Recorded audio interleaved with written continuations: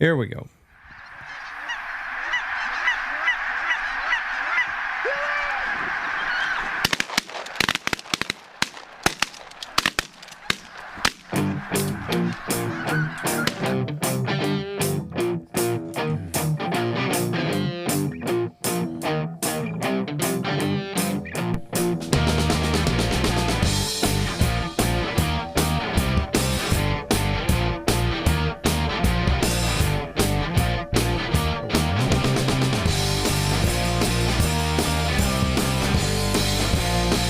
All right, here we go.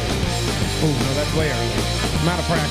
I'm out of practice. 3, 2, 1. Boom! And welcome to the Big Honker podcast brought to you by Shin Gear. I'm Jeff Stanfield with the world famous Andy Shaver. That's right, we're here. We are. Plugging along. Almost 2025. You believe that? I mean, I graduated high school 39 years ago. Damn, you're old. Old bastard. Fuck, I just... Just an old bastard. You know what's bad is when you get this age, you don't... Everything... Well, it's all relative because I'm sure 75-year-old people feel the same as me in 20, but in your mind, you're not... You don't feel almost that old? 60 fucking years old. Not, in your mind, no. But reality is yes. Like when we were talking about hitting a softball yesterday, I think... Have we done that yet? No. Would you? Did you notice this? You talking I about didn't me know being if I old? missed it. I didn't know if I missed it. Yeah, I hit some dingers in the front yard last night. But when you're hitting a fucking softball is easy. But when you're 57 years old, you start really thinking about things. You're like, he's backtracking. What he's doing, Trevor. He's hedging. I can hit the fucking ball. I can. But I just. There's no softball leagues for 50-year-old men for a reason. There is. Well, there's a lot of fucking Ben Gay being rubbed on the sidelines and everything else because they're hurting him bad. Oh, yeah. Because you pull shit that you didn't even know you could hurt. Oh, even in my late 20s. I mean, I pretty much gave up playing in my late 20s because, I mean, I was getting hurt nonstop, just playing beer league softball. But, I mean, I'm not going to not lay out for a ball. I'm an outfielder. I'm not going to not lay out for it. I'm just too competitive, know? When I grew up in Wichita in my late teens, early 20s, I worked with some guys, and they played softball all the time. So I played. I was 19, 20 years old, played softball. And the best team in Wichita Falls was an over 35 team called Hamilton Bryan. And that's who sponsored them. And they were all 35. They were all old ex-coaches, all-state football players, and they played. But there's a reason they played in the 35 and over league because they were playing against everybody else. But you were just one freaking popped hamstring away from being done forever because when you'd get hurt at 35, you never played again. That was the end of the shit. You're 19, 20, 21, you get hurt, 25, 27, you still got something left in you. Mm-hmm. Well, you recover faster. Yeah, and there's just when you're old like that. Like Aaron Rodgers. Yeah. Aaron Rodgers has played pretty good the last 5 weeks. I think, let me see. I saw his stats the other day. He hadn't had a bad statistical season. Obviously, wish they would have won more games, but statistically, he's not that far off. I think, I'll pull it up. No, especially with as bad as that offensive line is. Yeah, that's what we were talking about with Drake May. Like, They just need an offensive line. Oh, they need some weapons there. They don't have the weapons like the Jets have. I mean, you got Jalen Polk and Demario Douglas and Kayshon Boutte. I mean, they're pretty devoid of talent at the skill position outside of Ramondre Stevenson. They sound like the Dallas Cowboys take off CD Lamb. Yeah. 3,500 yards. He's 11th in the NFL right now. 24 touchdowns. He's tied for 8th and 8 interceptions, tied for 75th. And that's a bad year for Aaron Rodgers. Right. And it's a good year for darn near every other quarterback in the entire league. Pull up. Okay, this is what's funny that we've got into this segue on this. Pull up Mahomes' numbers. Okay. Their numbers are almost identical. Oh, yeah. Yeah. Oh, yeah. Mahomes is not having a great statistical season. I mean, they're just getting lucky to win games.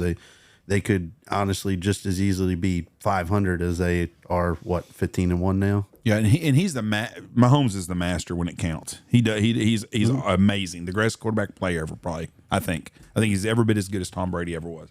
But what's his statistics for the year? 3,900 yards. He's 5th. Okay. 26 touchdowns. He's tied for 6th. So he's got 2 more than Rodgers and 11 interceptions. Yep. I mean, there's not a lot of difference between them. Right. And like there were several weeks there in Rodgers in the year this year that he was only throwing for like 150 yards. Like he was not having a good statistical year at the beginning of the year, and he's kind of caught on. So he couldn't move around the pocket like he's used to, and that hurt. With especially when you have an offensive line that's allowing pressure in under a second and a half. Yeah. I mean, if his first read's not open, he's taking a sack because he can't just evade that. Just slip to the right or left to get past that first rusher. Aaron Rodgers will get offered a contract by one or two teams this offseason. I'm sure. And if the Jets don't bring him back, Jets might bring him back. I was going to say said he's still under contract. He said he would take a pay reduction to go back to the Jets next year. I mean, you brought Devontae over. I mean, I think Garrett Wilson's going to ask for a trade. I don't think that's a big loss for him. I mean, he's very, very talented, but I think that they could trade him, and I think he's replaceable for them if Rodgers comes back. If Rodgers comes back, and I think that would, and I'll tell you someone else that's going to get a contract, and people are going to think I'm stupid, is fucking Kirk Cousins. Oh yeah. If Kirk Cousins was come back, he's going to get another $40 million guaranteed from somebody. But like the New York Giants, I would bring in Kirk Cousins if I was on a gap year, we'll call it, and I knew that I wasn't going to be in the playoffs. The Giants is a perfect example of this. Bring him in, draft one of these young kids, and make them play behind him for a year. I think it's the best thing you can do for a young quarterback is to play behind someone else that's a veteran. They're talking about the Colts as a landing spot for Kirk Cousins. That would be another good place for him. I mean, hell, they've had Phillip Rivers, they've had Matt Ryan, Joe Flacco. I mean, that's Flacco's starting this week. because Anthony Richardson is not the quarterback. Yeah, I mean, it's starting to look like that. I mean, he's a freak athletically, but if he just keeps getting hurt, even if he did develop as a passer, even if he got that skill set like Lamar has finally gotten to where he's actually a legitimate NFL passer, does not need his legs, to actually win a game, unlike early in his career. But even if Anthony Richardson ever developed that, he gets hurt so often because he doesn't know how to avoid a hit, it's just not reliable as a franchise quarterback. He's going to be another Cam Newton, and the Cam Newton lovers are going to hate me for this, but Cam Newton was not a great quarterback. He was a great running back that played quarterback. But Cam Newton was also extremely durable. He was a big, tough guy. There's no doubt about that. But he was never a quarterback. Mm-hmm. He was running the ball. He could throw the ball, but they were so worried about him running, it made him passing more efficient. Yeah, and I mean that's what I always said about him. It's like it's not going to translate into consistent winning. Nope. You can have a good season or two here or there. I mean, look at Kaepernick, look at Mike Vick. I mean, they had good seasons here and there, but it was never consistent winning, because to consistently win in the NFL, you have to be able to accurately pass the ball and read a defense within 1.8 seconds. Who do you think the best running quarterback of all time is? I mean, I'd say Mahomes. I mean, because anytime he needs to get you, he is very mobile. 15 years, or 18 to 15 yards, he can get it for you. I don't consider him a running quarterback though, but he is a running quarterback. He's a great athlete. But there's been a lot. Steve Young was a great running quarterback. Yeah, I mean, if you go like they are run first quarterbacks and then pass second, I mean, it's got to be Lamar Jackson. Yeah, I think Steve Young's the greatest running quarterback of all time. Josh Allen's good on his legs. Very good. But I mean, I think Josh Allen is running because he has to not be. I mean, they do design some plays for him, but I mean, that's not like their entire game plan. Right. Steve Young was the best tailback for the 49ers when they were winning Super Bowls. He could have played over Ricky Waters as a tailback. I saw a stat today. For 22 years, the Niners have either missed the playoffs entirely or they've gone to the NFC Championship. One or the other. Nothing in between? Nothing That's in between. Crazy. For 22 years, the past 22 years, it's either totally miss or they go to the NFC Championship. They have been wiped out by injuries. Yeah, they're I mean, they have. Yeah. Them and Detroit's getting close to them in injuries. And now Purdy's going to get his big contract, and it's tough to build a team whenever you have to pay that quarterback. Yeah, that first big contract. I mean, he's making what, $750,000 a year. This is the new tight end of the future right here. Who? That big old kid that plays for. What's his last name? Is it Drake or Strong or Will Disley? I don't know. No, it's not Disley. That Disley kid's hurt. This is the guy that's been filling in for him. This kid here is going to be a stud. Oh, Smart? Yeah, whatever. Yes. Or Start or whatever it is. Yeah. Smart, Start, whatever it is. He is going to be next year in your fan. No, that is Disley. Never mind. Okay, the other guy that plays for them, though, is big 6'5", 275-pound kid, can move. Anyways, probably that guy's sitting out there right now. Anyways, he's going to be the next big tight end guy, I think, next year for fantasy football. Well, I mean, yeah, because you can't count Brock Bowers because he's tight end 1 right now and he's a rookie. Yeah. No, this will be the next. I mean, just the next guy that's going to come on there. Everybody's like, where'd this kid come from? He must come from Iowa. Yeah, I thought Eric All was going to be that, but he's been battling injuries this year. He's an Iowa guy. Gesicki's been good though. Yeah. I mean, but Gesicki was always good. It's just he can't block. So I mean, unless you're wanting to run just a legitimate spread offense, I mean, it doesn't translate. You need the guys like Kittle who can block like a lineman and still run routes like a receiver. You know, those are the difference makers. Why?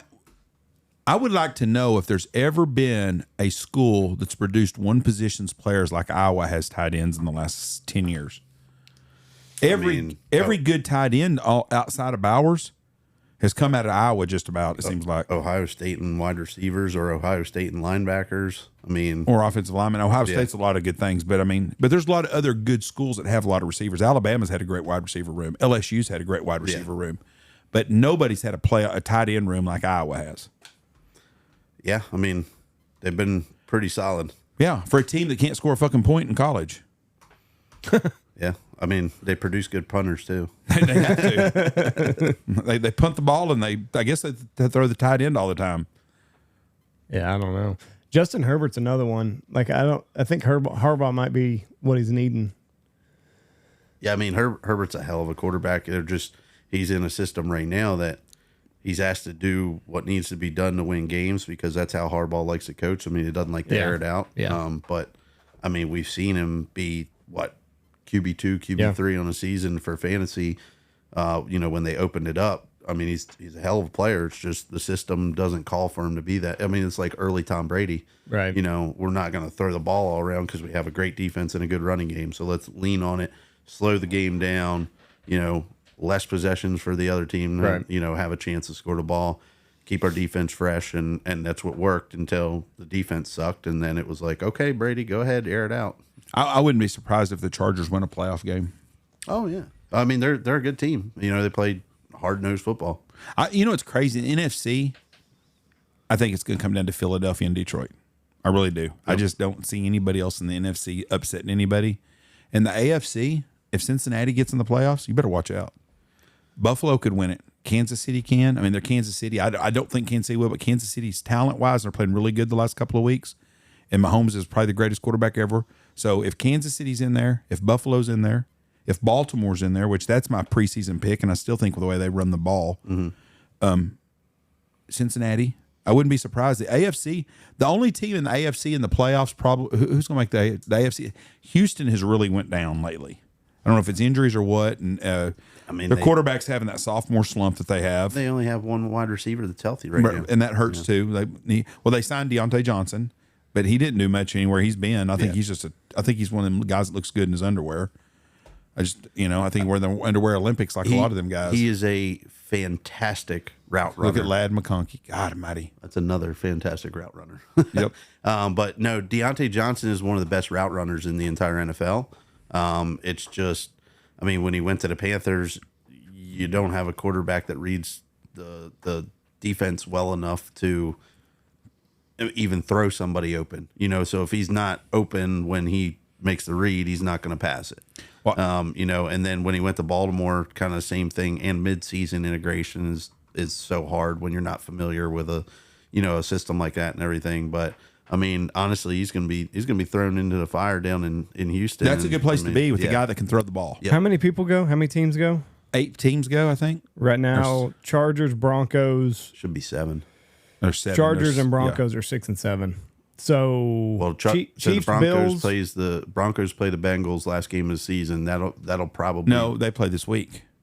They play this. Okay, sorry. Steelers and Bengals play last game of the season. That might be to get into the playoffs. Chiefs, Bills, Ravens, Texans, Steelers are in the playoffs right now. But here's what sucks for the Bengals: they need Kansas City to win their last game. And they're going to sit everybody. And they're probably going to sit people because they got home field advantage up now. If they'd lost one of them games, they'd had to play everybody. And I just said the Bengals. And plus, you don't think Kansas City wouldn't enjoy setting their people and watching the Bengals not get in the playoffs? Yeah, I mean, I don't see the Bengals as a threat in the playoffs. I think they are so devoid of any semblance of talent on the defensive side of the ball. And I don't think you can keep relying on it being a track meet and win in playoff games. See, and that's why I think Detroit's in trouble this year. Yeah, they losing all their defensive players. And before that, I thought they were. And I would love to see Detroit win the Super Bowl. I'm not going to lie. Have anybody gotten in the Super Bowl this year outside of the Redskins? I would love to see Detroit win the Super Bowl. Of everybody, just because they're Detroit, and I'd love to see that happen. Mm-hmm. And I thought they had a really good chance till they got everybody hurt. Oh yeah, absolutely. I mean, honestly, if everybody had gotten hurt except Aiden Hutchinson, I still think that they would be favorites. I think that was the biggest one. I mean, he's like just watching him wreck offensive lines it's amazing. Just the plethora of moves that he has, pass rush moves. I mean, it's insane. That kid is incredibly talented. What's crazy is that hit that he shattered his leg on did not look that violent. No, I didn't think it was. I thought he hurt his knee. And then you just see his fucking leg snap around. It's just like, geez. A lot of torque on it. Yeah, but like it did not look violent at all. Like he didn't get rolled up or anything. He just got flung into that guy. I guess at the right angle or whatever, but it didn't, as far as like a violent move, it didn't look like a car crash, but it snapped his fucking leg. Oh, yeah. Since we're talking football on this one so far, who do you think the Cowboys have as coach next year? I think McCarthy comes back. Oh, yeah. I think McCarthy will be back. What do you think? Yeah, it's McCarthy. They've already said that. They have said he is coming back for sure? Not for sure, but it's going to be McCarthy. I think so too. I saw one person say that they should draft that Gentry. No, I would. That pick. There's 2 or 3 teams that kid makes sense going to. Dallas is one time they need a running back. There's a couple other teams I thought of that need a back really bad. It's not the Chargers. I think J.K. Dobbins is pretty good. If you're going to take a first round back, you need to be just a running back away on offensive. Really. Oh, the Chicago Bears is a team that probably because I like Swift, but I don't. He's the third down back. He's not a tote the rock type of kid. Yeah, he's an explosive playmaker, but I mean, you can't give him more than 7-8 touches a game. But now I saw we were going over a like mock draft, a way too early mock draft, and they had Cowboys at 15 selecting Gentry. This has them at 12 right now. Okay. I guess if the season ended today, which I don't know who they'll say play. Or Genty or whatever. Yeah, whatever the fuck his name is. They play the Eagles this week and the Commanders. Hurts is out this week. So concussion. He's still in the concussion protocol. Mm-hmm. So I don't know. They'll be in the middle of the first round though. But you'd have CD, you'd have a good one of the top wide receivers, and that Gentry kid, he looks like the real deal. I mean, Dallas's problems Cooks is still a really good wide receiver too, you know. Dallas's problem is they got to fix their offensive line. Yeah. And they don't have any money because they got all these big contracts. They got to come up with money for Micah. And then they have to come up with the money for Deron Bland. They've always been. I would not pay Bland. He takes too many risks. I mean, I understand the big playability that he has. I would not pay him big money. I would pay him and cut Diggs. Yeah.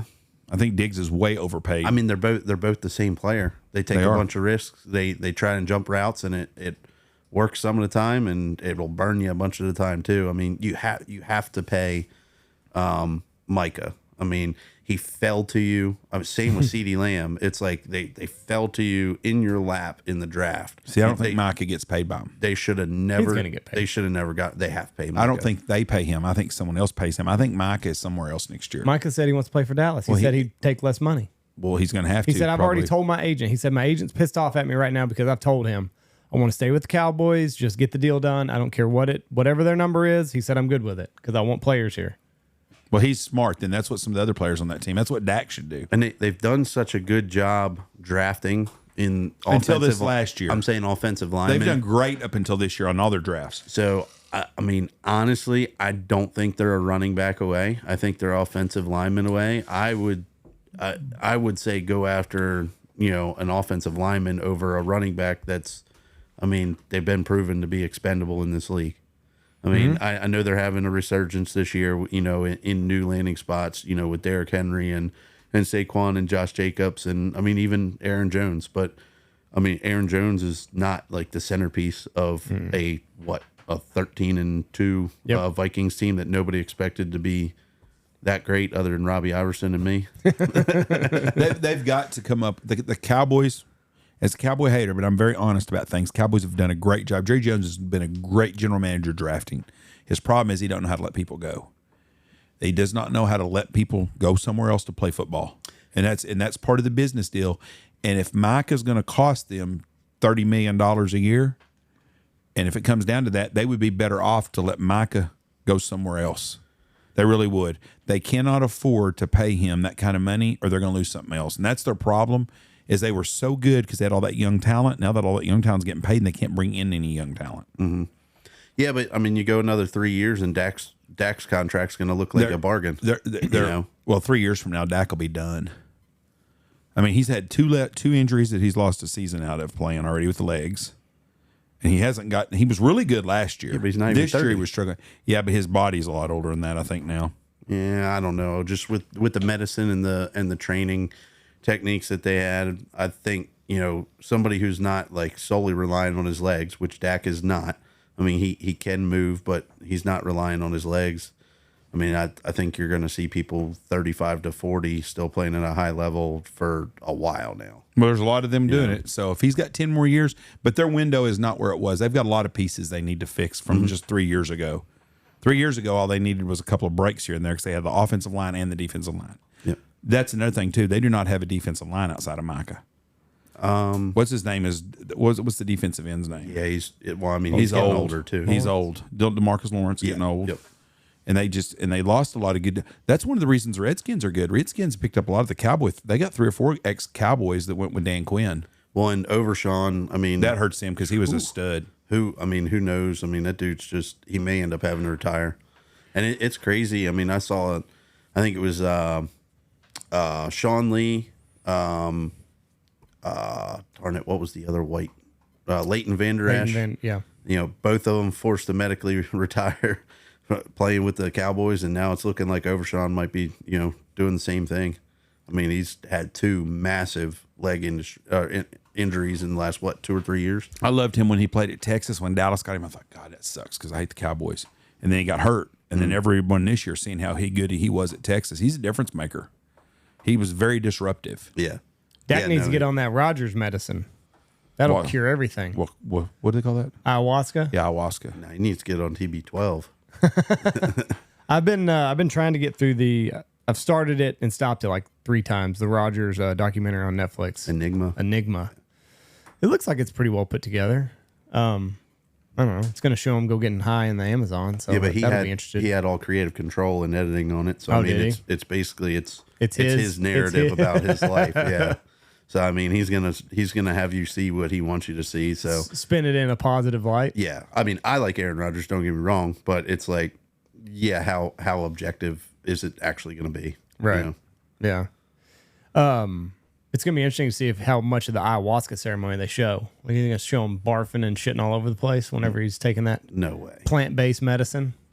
I doubt they do or not. I doubt as part of that, I would think they wouldn't even allow cameras in there as part of that. The holy ceremony or whatever it is that they try to make it seem like. Yeah, I mean, they make it seem like it's an experience of meeting with God. Right. It is kind of what, is what they're billing it as. Mm-hmm. And I mean, you have a shaman and everything to guide you through the trip, and I highly doubt that anybody would allow cameras in there. Could be wrong, but what a wild thing though that people are paying money to go to these places and just fucking get drunk, or not drunk, but get high and puke and shit. And well, I don't know. It doesn't sound like a fun time to me. It says it kills the ego, but they say it does. Yeah, I don't know. Roger's got plenty of that to go around. Yeah, he would be one to start on. See if that does. I don't know if it's worked. I don't know if it's done. Maybe I don't know the guy personally, obviously, but I don't know. He's a. When I never thought that would be what he does. Like if I saw him in Green Bay 10 years ago, I'd have never thought he was going to be the hippie going to the Amazon to do all this shit. Yeah. And now he's got tattoos and it was almost seemed like there was a set point in history where everything surrounding him kind of just changed. Mm-hmm. To where like the narrative of what his teammates thought of him, how he acted in public, all the relationship stuff and everything. And it was what, probably about 5 to 8 years ago. It was towards the end of Green Bay. It was right when he went on that run where he won like back-to-back MVPs. Well, it's probably the COVID year was probably when it all started shifting. It was before that.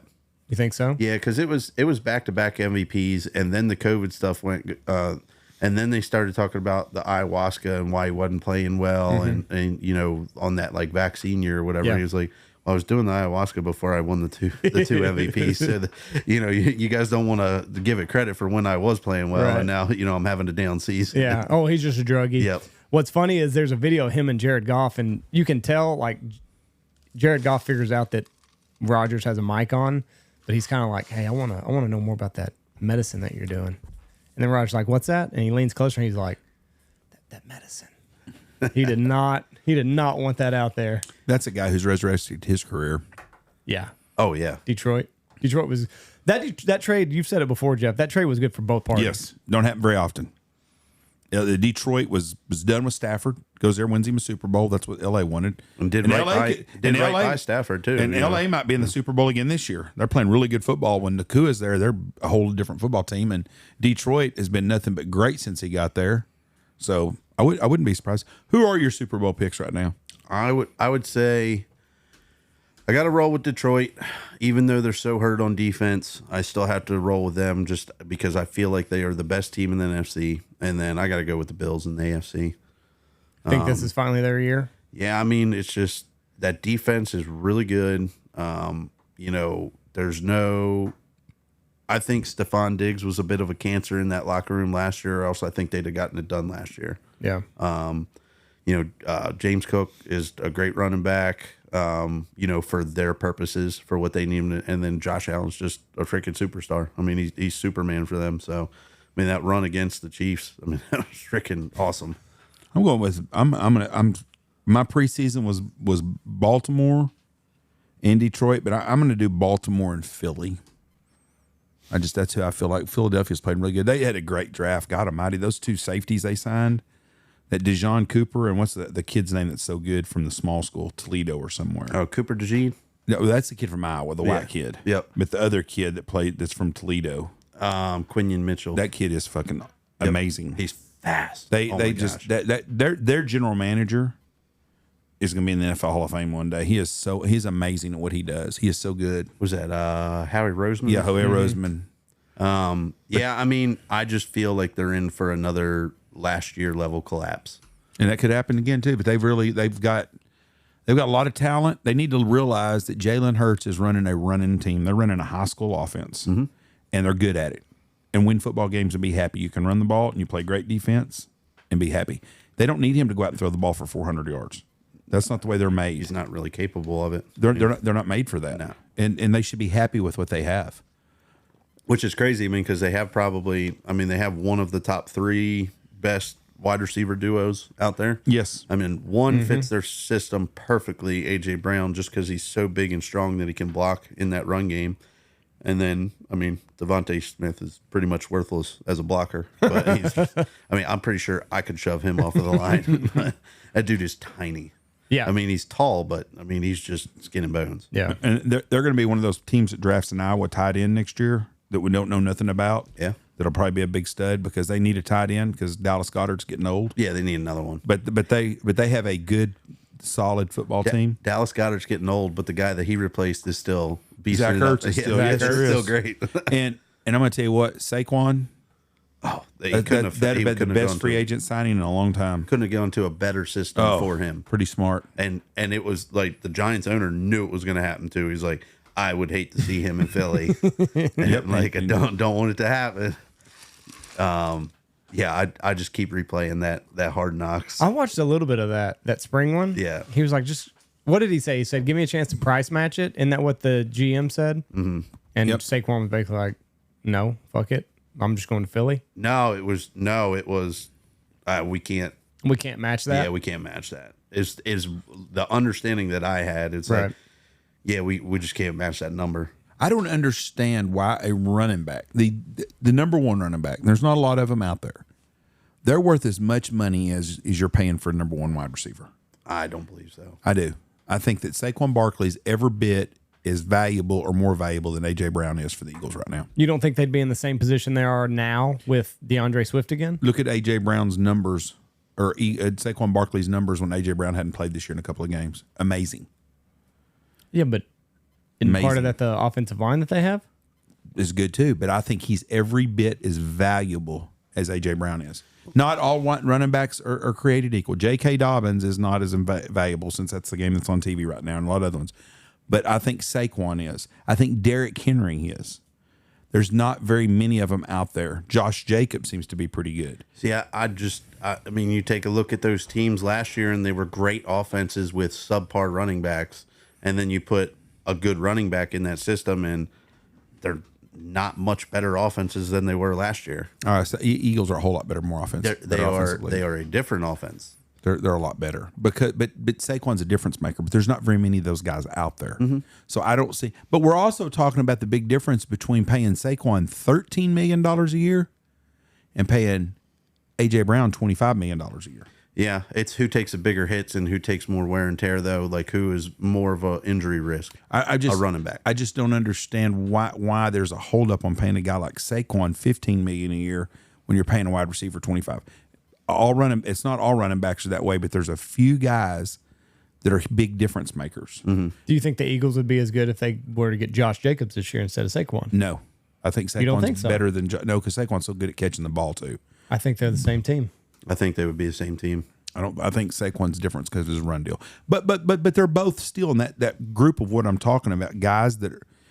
I don't think Josh Jacobs demanded a high payday. I was about to say he had a down year last year. No. But they're $15 million backs. I don't have a problem as a GM paying that guy $15 million when you're going to pay a receiver $25 or $30 million. And Justin Jefferson, I think, is the best receiver in football. I really do. I think Jamar Chase is right there with him. I think there's 10 of them guys, probably pretty damn close. In running back lore, there's 3 or 4 guys. Yeah, I mean, I would take my $15 million and give $2 to $3 million to a legitimate third down back, like a James White type, legitimate, third down back, somebody who could get me, 3 to 4 yards between the tackles, give them another $2 to $3 million, and then spend, that leaves me $9 million to have a legitimate backup offensive lineman. Because I mean that's where most of your major injuries that affect the season come is on the offensive line. But who are you gonna? They're both $12.5 million backs. Who is? Saquon and Josh Jacobs. Okay, but Saquon's 13.5. But you take Brian Robinson. He's a decent running back. Mm-hmm. He ain't nowhere near worth $13 million a year. No. You can get 10 Brian Robinsons in the next draft. You just have to find one of them, but they're there. Yeah, but you have to bank on if you have one, and you could pay him $2 million a year. Pay a guy to do what he doesn't do well, which is catch the ball and pass protect. And pass protection is very important. A lot of people forget about that. And that's one thing that Zeke Elliott was really good at. And I've said that many times, is that if you got a good throwing quarterback, Zeke's a good signing because he can block. Well, and that's why the Patriots went out and got him. Because he could block. And, Ramondre Stevenson isn't the greatest pass pro guy. I mean, he's good out of the backfield catching the ball, but he's not great in protection. Mm-hmm. And they got Ezekiel Elliott to do that. And also, I mean, Ezekiel Elliott is a pretty good receiving run. He's not a great route runner, but as a dump off, target, he's got sure hands, and he can make some moves after the catch, and that's why the Patriots went out and got him. But then when they had a chance to get Antonio Gibson, just a younger and better version of what they wanted him for, third down back, they went out and got him, and then Zeke got to go retire as a Cowboy. It's like Rico Dowdle. Rico Dowdle is a 1,000-yard runner now, but he ain't worth more than $5 million a year. No, he's a third down back. Yeah, I mean he shouldn't be the main back, but that's so. I don't understand. It just blows my mind. They let somebody like Saquon, who there's no doubt how good he was, let him walk without paying it, making him at least a good offer when you're going to end up paying. When you just got done paying Kenny Galladay $20 million a year. What was their offer? Do you remember what the offer was? I want to say it was 10. like 10. 10? Yeah, I think so. 3 for 30 or something like that. Yeah, and not even guaranteed, I don't think, but maybe $12 million guaranteed. Yeah, I think they had less guaranteed money too than the Eagles, but I mean, I understand where they're in a full rebuild, and by doing that, it offered them some flexibility and also kind of guaranteed that they were going to have better draft picks over the next 3 years, because you just take a playmaker out of the offense. They had no business re-signing him. I agree with you 100% on that. I mean, you got to know he wanted to come back, right? But it's kind of like we're talking about the Cowboys. Since Cowboys, I don't think Cowboys is a legit Super Bowl contender for a while. I think they're going to have to really do some changes. 2 years down the road, they might make some changes, but I don't think next year they're going to be anywhere close. I think they've fallen behind Philadelphia and Washington probably. Yeah. And so I think they're in the same boat. But if you're going to be signing somebody on a free agent, a big deal, it has to be a difference maker for you. Mm-hmm. That's always funny when you find a team like New Orleans is going to sign somebody. Well, they ain't going to make a fucking whole hill of beans. I mean, yeah, they need a quarterback. Yeah. You imagine going into the team and in the NFL right now, next year, there's legit 10 teams really your chances of going to the Super Bowl pretty close. The rest of the teams are just playing to just be on TV. Yeah, I mean, to go to the Super Bowl, I mean, honestly, you might be able to name about 6 Well, that are legitimate contenders. I'm figuring it. The AFC's got 5 or 6, and the NFC's got 5 or 6. But the NFC is more lacking. Because who would have thought before the season started, San Francisco, Dallas, and Cincinnati would not be in the playoffs? I mean, Dallas.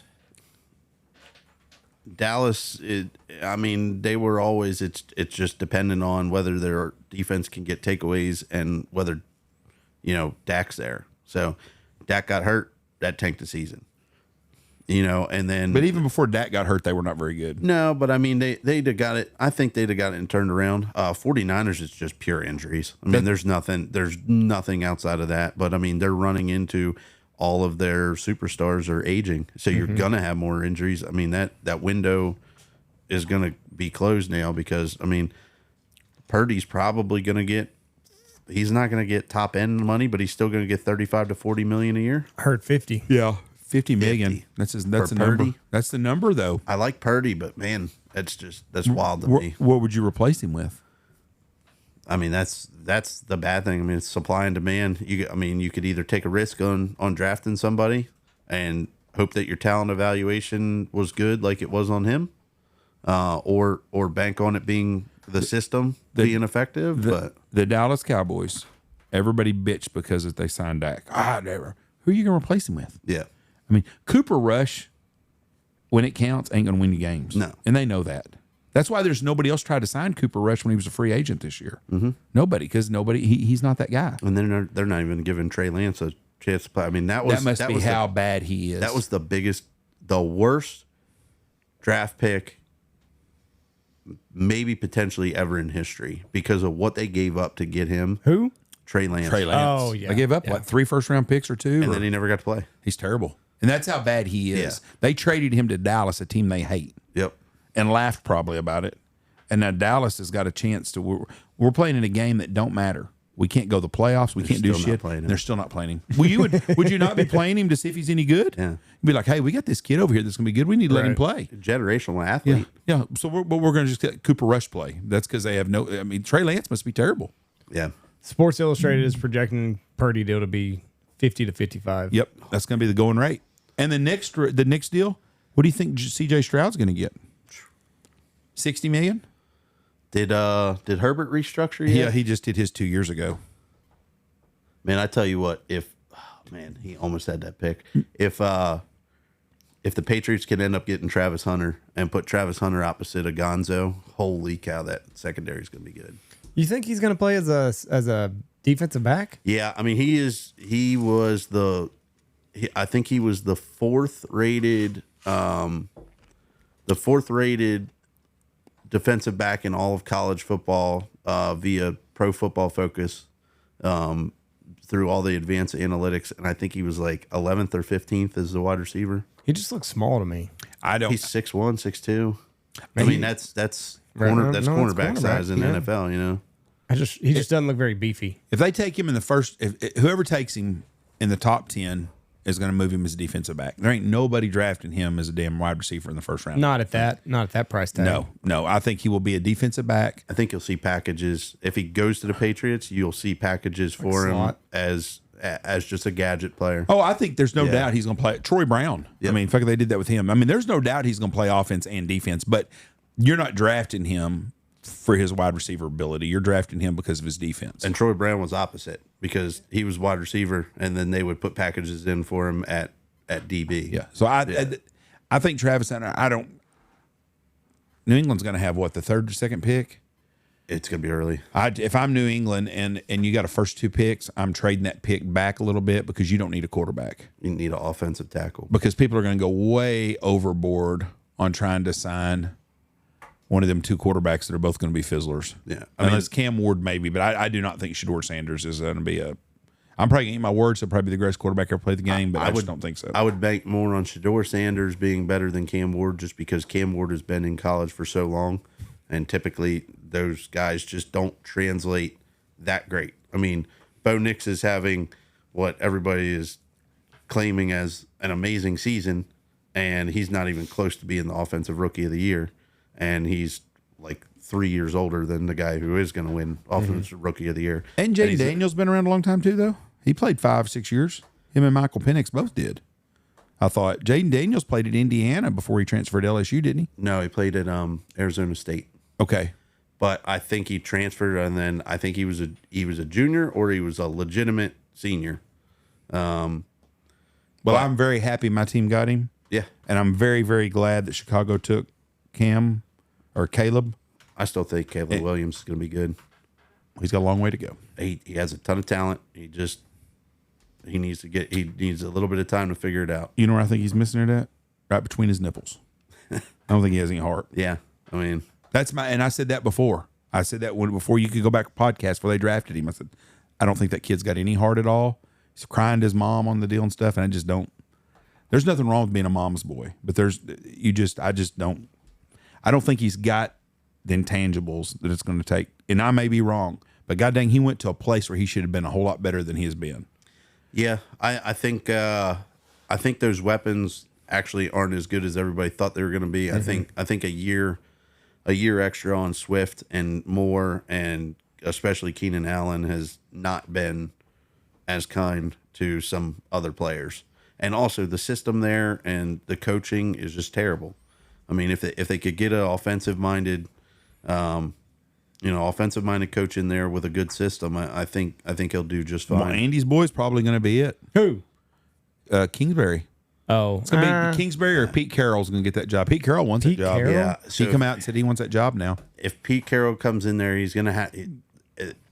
I don't think that guarantees success. I think it's going to guarantee a lot of structure and discipline in that team. I just don't think it's going to bring an offensive system. He's going to have to get a good offensive minded person in there. I think the story is out on Kingsbury now. He's a great offensive coordinator, and some guys are just coordinators. Yeah, like there's nothing wrong with just being good at what you're good at. But it's like the Lions guy. Yeah, Ben Johnson. Yeah. Just stick to what you're good at. Yep. And I think that's why he stayed. I mean, he had a bunch of head coaching offers, and but then but then you take a look at people who they thought they were offensive minded geniuses. Eric Bieniemy. Mm-hmm. Leaves Kansas City, doesn't do shit, doesn't get a head coaching job, but he doesn't do shit as a coordinator. Where'd he go? Washington? He went to Washington. No, he didn't have a lot of talent to work with either. I was kind of surprised that he went there, but then freaking then goes to college, and he's not any good in college either. Have you seen the new rules where I guess your JUCO stint won't count against your eligibility? Mm-hmm. They said that's going to transform the game because now guys are going to go to JUCO for 2 years, and then by the time they start playing in the NCAA Division I or whatever, they'll have 2 years of experience. They'll be bigger, faster, stronger. So they'll be 20, 21 going against, 18, 19-year-old kids. And they'll have more tape out there for NIL deals. So they'll get better NIL deals right off the bat, and then they can take advantage of those for, 4 or 5 years instead of 2 or 3, Jeff said it a long time, and I hate to give Jeff a whole lot of props, but the NIL has created just a monster wheel of problems. I love it. I was for paying the kids, but there's got to be some strings. There's got to be some parameters. You shouldn't be able to just take your money here and then not like it and then pull out and then go somewhere else. Make it minor league, or bring them into. This is the deal. You have to be here for this amount of years to get this amount of money. Right. I mean, make it minor league football. Yeah. It already is. Yeah. They're finally getting paid for it, which they and I'm fine with them. But they're finally getting paid above board because Alabama's been paying players in brown paper bags full of cash for years. Did you see Shane Gillis going after Nick Saban? So it was at that Notre Dame game. College game day. Day. Him and McAfee. McAfee was too. Well, McAfee was kind of into it, like egging him on. Prodding him a little bit. Yeah, Shane Gillis, he was like, "Oh, I know Alabama's never paid any player ever." And he's like, "No, I'm totally kidding." Like, and then what do you call him? Indiana Saban or something like that, because of that goofy hat he was wearing. Mm-hmm. But yeah, of course they were. I mean, they just figured out the loopholes, and that's why I think Belichick's going to be so good at UNC is because he's going to get his big selling point is I can get your kid pro ready. Come to my system, and he'll be ready for the NFL whenever I'm done with him. Yeah, and pay him whatever. Yeah, I mean I don't know how he's going to translate to college kids because our college kid's going to put up with that, right. With that bullshit that he does in the locker room. When they're only a handful of them are going to be making any kind of money. Yeah, especially at a program like UNC. Yeah, not a good one. What I like about NIL is it allows a program like SMU to actually get in the game because they have the money to do it. Yep. But they were, they got the death penalty. Yeah, because in the of 80s. For paying people. Yeah, for paying people. So they were real hesitant to do it and get caught again. But now they can do it, and they have deeper pockets, in their donor base than pretty much any university out there. Yeah, they've got a huge endowment program. I've always said that college kids should get paid. I mean, you look at the amount of money that these universities are making off of these kids. It's math ain't mathin'. The universities are profiting enormously off of these kids. Every good football program. 1% of them go on to make a even halfway decent living doing right. it. Because you figure, I mean, if you go in, you're making $500,000 a year. If you go in for 3 years, you can bank 1.5 million. Take 30% out of that for agents and taxes, and just take 40% out of it. Yeah. I mean, you still make almost $1 million in 3 years. Yep. You could put that away and live, especially if you, budget yourself well and invest it well. You can live off of that for a decent amount of time until you figure out what else you're going to do in your career. Right. But only maybe 1% of college football players are ever going to go to the NFL and get 2 seasons worth of pay. Right. And I wonder what the percentage is on guys that get like a second contract. Oh, it has to be astronomically low. Yeah, a fraction of a percent. Yeah. But like you said, though, make your money in college. You got a nice little nest egg built up. So when you get out, you can figure out what you're going to do. Mm-hmm. So switch gears. Talk to me about bourbon right now. So what? I got a bottle of Blanton's for Christmas. Oh, there you go. It's not bad, but I don't know. It's like a special occasions bottle, like a sip or two here and there. What I also got, I bought Elijah Craig. Mm-hmm. It's not bad. That's a good everyday sipper. Yeah, it's not bad. It's hard to beat Buffalo Trace though. Yeah, I mean, if I'm going for everyday sipper, I like that white label Evan Williams. It's like $20 for a bottle. It's that 100 bottle proof, and bottle and bond. Yep, it's good. It's hard to beat especially for the price tag. Yeah. I had a bottle of Calumet Farms 14 year. I bought that for myself. Every time I get a new house, I buy a bottle that is up to par with the salary that I'm making that goes with that new house. So had a little bit to play with this time and bought a bottle of Calumet Farms 14 year and absolutely delicious. It's about 120 a bottle, 130 a bottle. I would recommend that as if you're wanting to give somebody, who's a bourbon drinker, like a pretty nice gift. Yeah, that would be one I would recommend, and it's not that hard to find. Like I've seen it at multiple locations. See, that's what's crazy about bourbon. Still is like that craze is still hard to find some bottles. Yeah, every once in a while. I mean, like Eagle Rare's.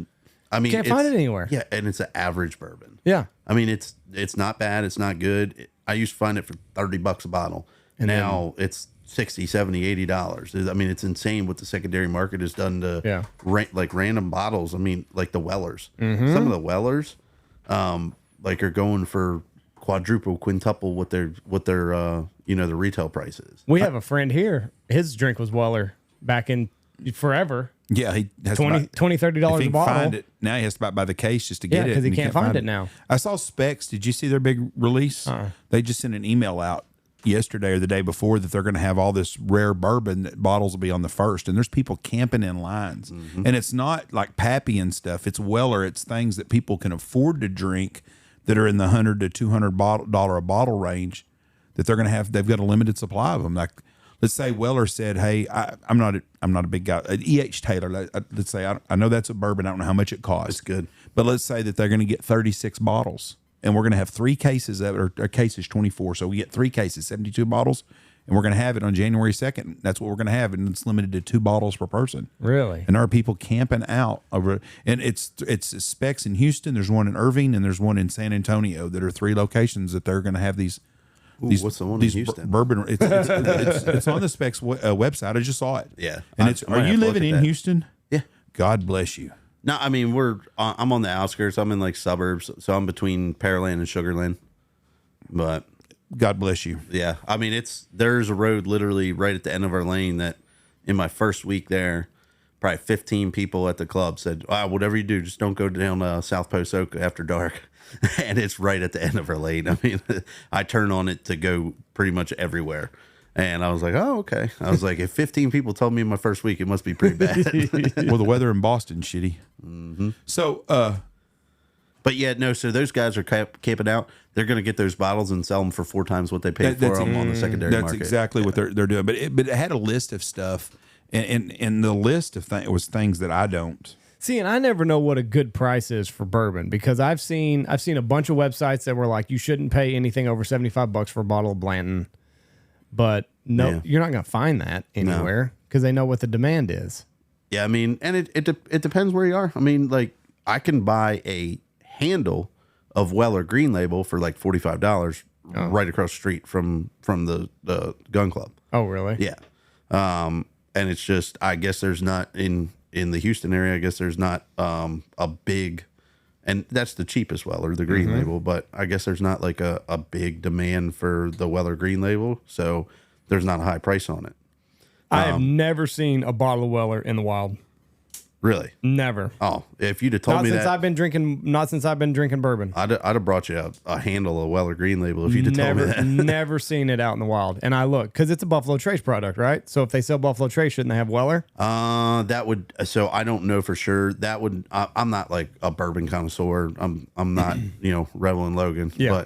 But, so I don't know that, but it would make sense because the place that I go to also has Benchmark and has a bunch of different benchmarks. Right. And that is essentially, it's basically Buffalo Trace that didn't quite make the cut. But honestly, I mean, there is a Benchmark single barrel, once again, like a $18, $20 a bottle range, absolutely delicious. And then they have a full proof, which is 120 proof. That is good. It's just hot. I mean, you need, like, I physically cannot drink it without 2 cubes of ice in it. Like I have to water it down just a touch, just to take a little bit of that burn out. Here's what it's saying right now. Specs has 150 locations in Texas, and 3 of them are going to have these special bourbon drops. Specs is dropping a limited release of rare and highly sought after bourbons at 10 a.m. on Saturday, December 28th, just in time to end the ring in the new year. The lucky locations are San Antonio, Irving, and Houston. Some of the bourbons that will be sold at the San Antonio store, you can only buy 1 bottle per person. Eagle Rare, 10 years. What we were talking about earlier. Larceny, single barrel bourbon. Sazerac Rye, straight rye whiskey. Old Granddad, 16-year bourbon. I thought Old Granddad was cheap shit. The 16 years probably better. Okay, you can camp out in line as early as you want at your own risk. People already begin pitching tents in line for Yeah, that Larceny is terrible. I've never had it, and it's blown up, but I do not like it. It's just like, I mean, that, like you were talking about prices. I mean, it's all dependent on the quality and what your taste profile is. I mean, I bought a bottle of Booker's for like $80, and that's going rate for that bottle. And I thought it was the worst bourbon I've ever had in my entire life. Really? And then I literally have another friend that's like, oh no, if you don't like it, here, I'll trade you out something of equal value for it because I love that stuff. Here's another thing they did. So they're expecting 3,000 people at each one of these stores. Wow! Because the first group is within the first 20 people in line. They're hoping to be able to buy more premium bourbons. If you're in the top 20 waiting in line, people have been camping out since Christmas there. But they also have a golden ticket. and they hide them in a box of Speck's famous maple pecan pie made with Crown Royal whiskey. If you're lucky enough to buy, so this is some of that Charlie the Wonka, Charlie. If you're lucky enough to buy the right pie, you can win a basket full of Jack Daniel's 10-year-old, E.H. Taylor Small Batch, Weller 107, and Old Forester is what comes. So if you get the ticket, you win a basket that's got all those in there. Those Might be bourbons. buying people pies for Yeah. for holiday presents. Find that last ticket like Charlie did. Yep. Yep. And so and then you got your fucking old grandpa whose lazy ass ain't got out of fucking bed, and you take him with you. That son of a bitch popped right on up. Yeah, he did. Oh, okay, let's go. Fucking fleece those poor people. He sure did over all those years. Back in the days where grandpa had to live with you. But I had some group of hunters gave me a bottle of E.H. Taylor. I like it. I got a bottle of Blanton's for Christmas. But those are my special occasion. Who got you the Blantons? My in-laws. It was very nice of them. It was very nice of them. Wooden Cork. Woodencork.com. Plug for that. I get a freaking email for them every 5 minutes. That's another one of those things like Weller. You can't find any Blantons out in the wild either. All gets bought up. Yeah, that's tougher to find. Yeah. Was that your favorite gift you got this year? Was the Blantons? Yeah, I guess. Over more than what I gave you. Over the picture? Yeah, I guess my picture was not as much as a bottle of bourbon. The bottle of bourbon's going to go away. We haven't told this story on the podcast, have we? I don't think so. So, me and Andy into the vault. We're bidding on stuff. So I found a picture that I liked on there, so I started bidding on it. We're at dinner the other night sitting in there, and Andy's like, "Shit, Jesse," he goes, "someone outbid us again on this thing." I'll show them, so he bids again. Well, then I come in and look at my phone, and I'm like, "Motherfucker, someone's outbidding me too." So I went in there and I told him, I said, "What are you bidding on?" "No, I'm not telling you. You might bid on it. You'll bid it up." I said, "I'm not going to bid it up. I'm just curious what you're bidding on." Because I said, I keep getting bumped on mine. "Well, what are you bidding on?" I said, "Well, Terry Redland's got was it a lithograph? What they call it? A etched Terry Redland deal." And he's like, "You're screwing with me." I go, "No." He goes, "Seriously? We've been bidding against each other for fucking a week and didn't even know it." That's hilarious. I was just watching it's a spinoff of Young Sheldon, which is a spinoff of another show, Big Bang Theory, but Georgie and Mandy's first wedding. And I sit down and watch it like when I'm eating lunch. I need something quick, 30 minutes or whatever. And it was him and his father-in-law needed like a pump or something for the car, and they're on the phone and they keep bidding each other up on the phone with the same guy. He keeps switching back and forth, and they're like, "Oh yeah, he tried to bid me. He finally tried to bid me up, and I said no." He was like, "Oh, we showed them." Well, we were bidding the same thing and found out. So, anyways, I bought it. Well, this was after they'd already bid each other up like $50. We bid each other on a pump, this is like set back in the day where $50 was a bunch of money. It cost me about $150, $200 more than I thought it probably would have figured Was out. that always your plan to give me that for Christmas, or you were going to keep it for yourself? Well, no, I was going to get you something nice for Christmas. I don't have no room for any more prints, and I thought it would go with the print you have. Yeah. And so I saw it, and I thought, well, I'll buy that, and I want to give back to Ducks. Ducks Unlimited is very good to us, and I thought, I'm going to do this, and then I didn't realize it was costing me all this much money. Man, you guys were living comedy writing out in real life. It was because I was sitting at that table back there, and then everybody else. If he would have been in the office, we would have never known. Yeah. Because he heard me, like, "Motherfucker, somebody outbid me." And then he got a notification. I was like, "Okay, I'll put a bid in." And then he got the text right after that somebody had outbid him. It's like, son of a bitch. Well, speaking of gifts, you haven't gotten all your gifts this year. So go into my trusty Ducks Unlimited bag. Perfect segue right there. Yep. Pull them out. All right, Andy. So these are for the kids. Oh, so they're not really for you, but perfect. There you go. No shit, huh? 2 goose calls. I appreciate that very much. Hell yeah. Tell them they got a actual good goose call from a guy named Trevor. I'll tell them that. I appreciate that. The other Trevor doesn't know how to make them. The other Trevor, right. And then, Jeff, I got one for you. You might appreciate this. I know you're into history and everything. I love history. Yep. And so back in the day, every competitor at the Worlds used to get a patch for their calling jacket. So basically, if you qualify for Worlds, you got a patch like this. Now, they don't do it anymore. They give us like Sika gear, vests, and everything, but they still do the patches for the top 11. I believe it's top 11. It might be top 5, but So there's my patch from first runner. Oh, hell yeah. And I appreciate that very much. That's going to go right here.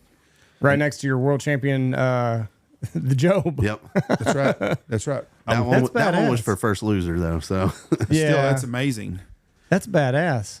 Now, this is going to rub somebody wrong because this decoy has rubbed some guys wrong that are here. And I'm going to tell you why. Because they do not understand how a man like you can win stuff like this, and it's not your whole world, the trophy. I have more. I understand that, but a lot of them don't. Yeah. And that's why, they're like, God, I can't believe that. That's the actual trophy from right there. I mean, I had not a bunch of people, a couple closed-minded individuals that honestly barely have two brain cells to rub together, get mad because 2 years ago at Easton, I got my plaque for second place in World Live Goose and I just tossed it in the trash. It's like, all right, whatever. Backstage, nobody except the callers that were back there for the next contest. So 5 people, really even saw me throw it away. Mm-hmm. It's like, it's going in the trash when I get home, right? Or it's going in the trash now. What's it matter? I was like, the only trophies that I keep anymore are stuff that's cool like this. And I gave this one to you because I knew you would appreciate it. And I do. I knew it would be a kind of a cool centerpiece here. I knew you would appreciate it and the history behind Job's and the handcrafted, the handcrafted decoys that have at a Grace area. And that's kind of why I gifted it to you. Plus, I have, multiple others. And I gave you the choice. I was like, you want that one or the Champion Champions? And I was hoping he'd say the Champion Champions because it's kind of ugly. It's a full body, but it's on like feet, metal right? legs Right. and feet. Yeah, it's kind of goofy looking. So that's down in Dad has that down at the hunting lodge down in Dorchester.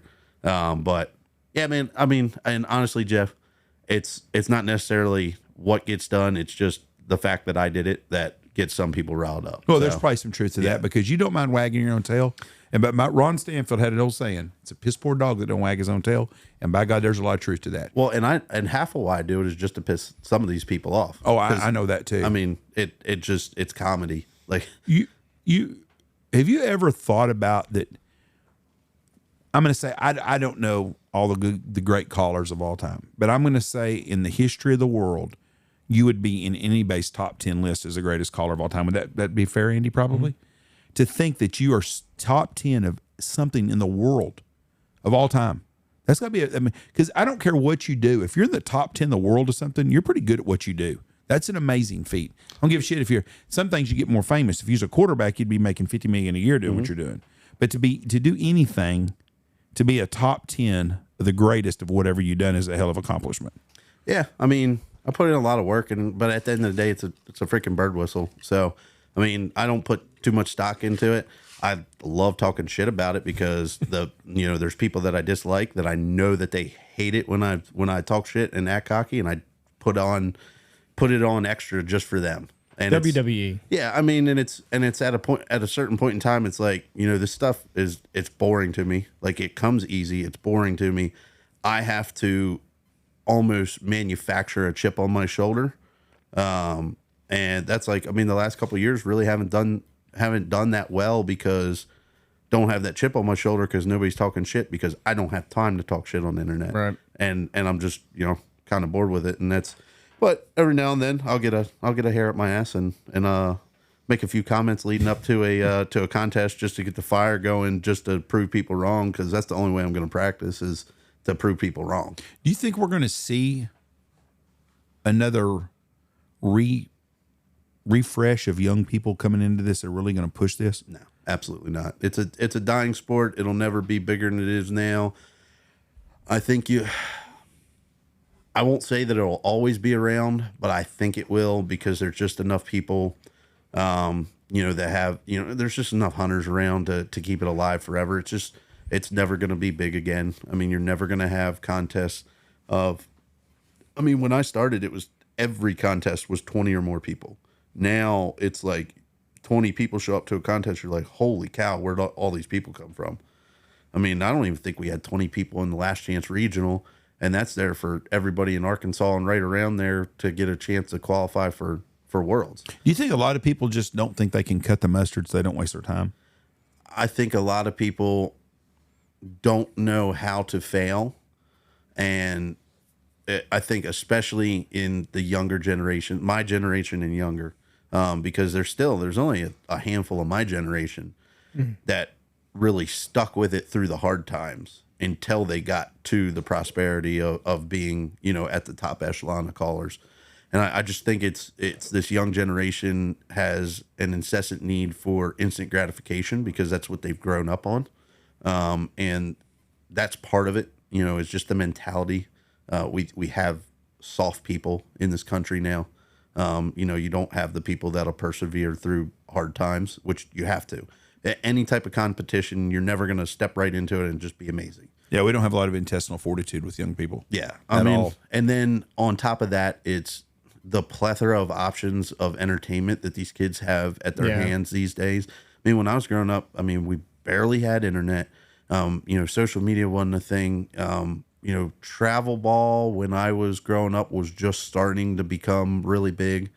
And now it's just everybody's playing baseball year round, soccer year round. They're playing a sport year round now.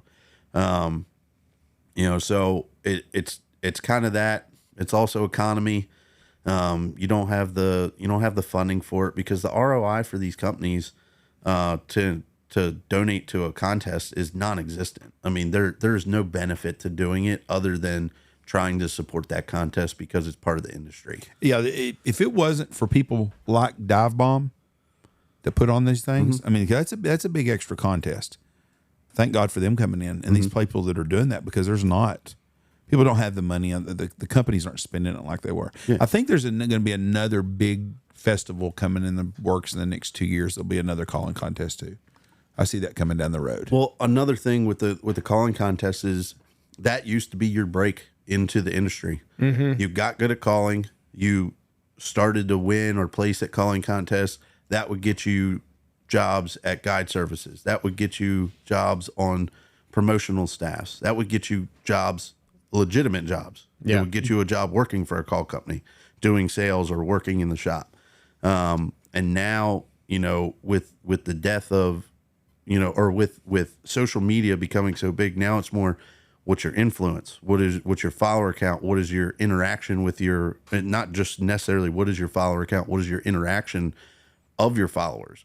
So if I look at an account that has 100,000 followers and I'm only getting 500 interactions on a post, and they're buying their followers, and then I'm looking at not necessarily. They could very well probably are, but also they could just have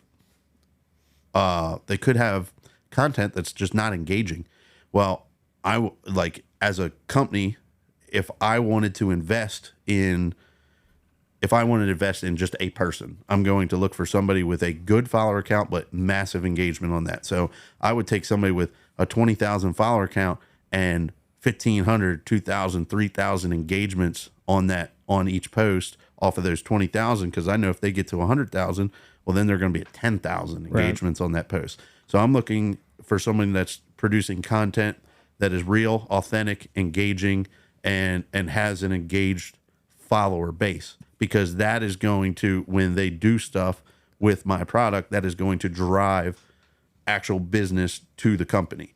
So as a company, you look at that, well, am I going to invest in these contest callers? Well, not really, because for the most part, none of us are creating content, and the ones that do aren't creating content consistently and have a massive follower base that engages with it. So what's the ROI for investing in a contest caller versus a guy who travels the country hunting and does tons of photography and videography and does it in a natural and engaging way? That's where people are dumping their money into. Why am I going to go invest money into a calling contest that's going to get my company seen by 100 people at most? Mm-hmm. And I hate saying it, but it's the truth. It kind of sucks, but it's same with the death of shows.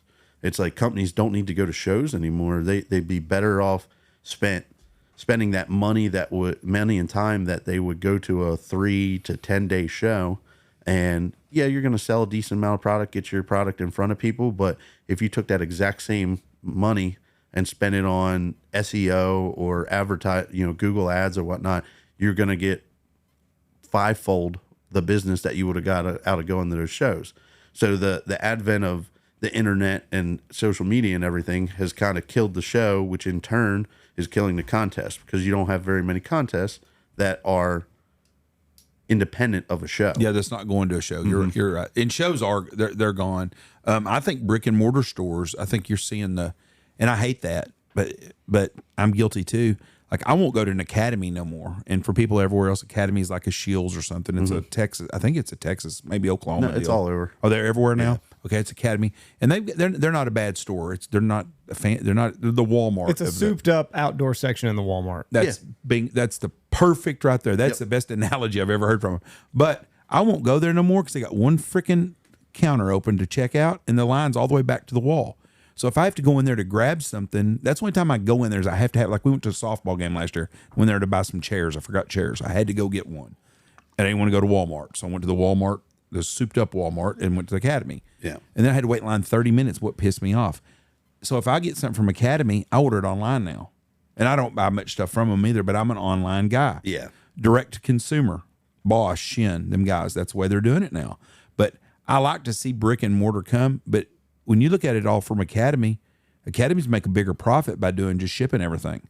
Amazon don't have a store. They seem to be pretty good sales. Yep. So I think that's kind of where we're getting with a lot of stuff. I go to Academy for one thing, and that's to pick up decibels hearing protection. Well, there you go. That's what I go. I go there, and because I lose them all the time, but I go there, I grab them, I go home, and I mold them. And that's why that's about the only thing I go there. I went there one time looking for a magnetic pick stick, and they didn't have any. If you've got a kid that plays softball, baseball, most likely they're going to an Academy and they're getting all their equipment and shit. But it's a pain in the butt to go there. Do you enjoy going to Academy? No, I hadn't recently. Because why? Not many checkers. Yeah, it drives you nuts. I don't want to do that shit. I don't like going anywhere. I noticed our Dollar General here's opened up a second checkout deal now. Oh, wonderful. We got rid of ours because it was self-checkout. We had 3, and then went from 3 checkers to 1 checker and 2 self-checkouts. Hell yeah, I love that self-checkout. Well, they shut down because people were stealing shit. Yeah. Well, and so now it takes forever to go there. I hated self-checkout. Then Dollar General got me used to it because I didn't have to waste time. Yep. I talk to nobody. Go in there, flip, walk out, and my truck and be gone. I do it most of the time, unless I'm at HEB, because usually I have a big basket. And it's just a pain in them. Like, a lot of their self-checks at HEB, or at least mine, are 15 or 25 items or less. They don't want you stealing a whole bunch. You can steal just a little. Yeah. So, and usually they have a lot of lines with checkers. So, that's, I typically, just go in one of those lines. But Andy's HEB, I'm not, unless I go to Central Market, which I think Central Market's the greatest grocery stores in the world. And that's an HEB. That's their flagship type, ritzy-ditzy type place, markets. Do they sack your groceries at HEB? Yes. At Central Market, you do your own sacking, I've noticed. You said it best with the calling contest, and I think because I got 2 kids, 10 and 6, and like my 10-year-old, he's played on a Goose call a little bit, but like that was the age where I started putting shit together. But he's got so much other stimulants that I didn't have at that age. You know what I mean? Now, he called his first geese in on a hunt the other day. He did. No. And I was proud of him for that. Cool. He's got a couple. And they missed. They missed. He's got a couple notes down, but so you're saying he's his father's son? Can't shoot. I remember that he didn't a shooter though, but I remember like I was trying to figure out how to do more. You know what I mean? But like, and maybe I'm just a bad teacher. You loved hunting. I did. I don't know if Reese loves it like you do. He's also only in the 4th grade. That's right. And by 4th grade, you were loving it. But you also hung out with the guides. You're smarter than we are. We let you guys hang out with the guides when y'all were younger. Yeah. The boys, Zach and Andy and Payne too, all hung out with the guides all the time. They were around them all the time. Our business is structured different than it was back then too. We're a whole lot more family oriented now than we were probably. And I don't know that in a bad or good way, but just it seems like you guys would go with guides every day. Right. And the guides we have now, you could send Reese every day or Jameson. Could you imagine sending Jameson with Nolan every day? No. He would love it. But Nolan, he would be great there. Right. Any of the guides we have now, he would be fit right in with them. They would do so good with them and stuff. But you hung out with the guides, and so you wanted to call and be one of them. I don't know about in the 4th grade. That was like Matt Maybe Sullivan's 5th grade? last year. 5th and 6th grade, I remember it because Johnny Reichert gave me a half-breed goose call. Spent the night at the guide house, which was a big thing. 5th or 6th grade, I can't remember which one. And it was a big thing for me and Mom because we didn't have to get up at 4 to get you up. So I didn't mind that. It wasn't all about your fun. It was easier on us. But he gave me, because I had been working on an Aleutian goose call, which is what Tony blew, and then they gave me a half-breed, they like Frankensteined all these different pieces and gave me a half-breed call. So I remember that, and then I remember just practicing on it, and I had the Tim Grounds cassette tape, and I would listen to it and try to figure out how to string the notes together. But Reese has asked me to learn more notes, but I don't. It's like, fuck, kid, figure it out. Go to YouTube. Freestyle Outdoors on YouTube. Fucking figure it out. Go to YouTube. You're on YouTube for everything else. But I could remember sitting in my room and just listening to that grounds thing over and over and over again. I mean, I've had thousands of people say, "Oh, I learned how to blow a goose or duck call from you on your on YouTube." On YouTube. Yeah, yeah. And I mean, I was the first. If I wasn't the first, I was like one of the first 5 to ever do like legitimate free tutorials on YouTube because I started that like right when YouTube was really starting to come on. You were a young kid. Yeah. I was. I mean, the first ones I did, I was still in high school. Is there any young kid that we don't know about that's going to be a next big time caller? Or do you not know of any of them? I mean, how young? I mean, is there a 16-year-old kid, a junior kid coming up that's really like everybody knew Hunter Grounds was coming? Yeah. JT Johnson, the Hebner boys. If they stick with it, I mean. That's just the big if anymore is if they stick with it, because they have a good basis, and I mean they're winning a lot of junior contests and everything. But we've seen that time after time after time. Basically, a year or 2 after I aged out of juniors, since then the retention rate that was all like Jake Steppe, John Walls, Kyle Jones, Robbie Iverson. They were all in that like year or 2 after I got out of juniors. Which I didn't even start till I was basically out of juniors. I didn't pick up a goose call till I was 16.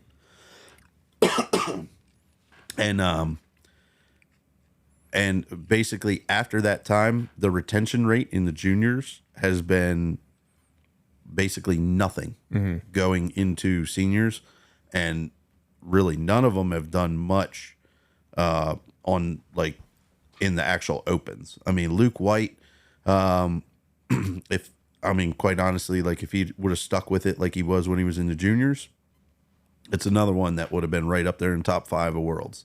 But, 17, 18, 19 comes around, life hits, they find women, they get a truck, Sorry. I mean, it's just a retention rate since probably 2008-ish, 8, 10, somewhere in that. Too many distractions. I mean, that's what it is. And like you said, though, like that time frame hit 16, 17, 18, interest starts to shift a little bit. Goose calling's not as high a priority as maybe, little girlfriend or whatever. Yep. And then, like you said, it is expensive. Yeah. I mean, it's a lot more. I mean, I used to be able to get a hotel room for $35 a night. Yeah. Rental car for $10 a day. Airline ticket for round trip. $250 was an expensive one. Yeah. The economy's not like it was when I was coming up and doing this, and the payouts are the same as what they were before. But Goose Call didn't cost $150 either, did it? It did. Yeah. It did back then still. Yep. All the acrylics. I mean, the prices on acrylics have not risen very much. Since I've got into it, I mean, I've been making acrylic calls for, I've been in business for 15 years. It was probably 2 or 3 years in before I started doing production calls. So I've been making acrylic calls for 12 years. And I think I went from 125, which was on the low end of acrylic calls. But what my business plan was, price my stuff to where it is expensive enough to connote quality, but $10 to $20 cheaper than all the big names. So that it's not like, oh, who the hell is this kid? You know, he thinks he's Tim Grounds or, you know, Jeff Foles or Fred Zink or whatever. You know, he's got $145, $150 goose call. You know, what's he think? And quite honestly, my calls, the first call I came out with in acrylic is the exact same today as it was when it came out in acrylic, and it's won multiple world championships. So, I mean, it was like, quite frankly, the call was on par. Like, I haven't changed anything about that call. The call was on par with all those guys. But in my mind, you know, just taking into account what are people going to, you know, perception. So that was, it's like, be a little cheaper than the big guys, but be high enough that people are going to be like, oh, that's, you know, that's junk. Right. You know, so had to be over that $100 threshold. Wanted to be $10 to $20 under. I'm at 145 now. And that's just, as you rack up world championships, it's like, okay, let me get closer to what all the other guys are. And I'm not looking to make this business, so I don't need to get rich off of them.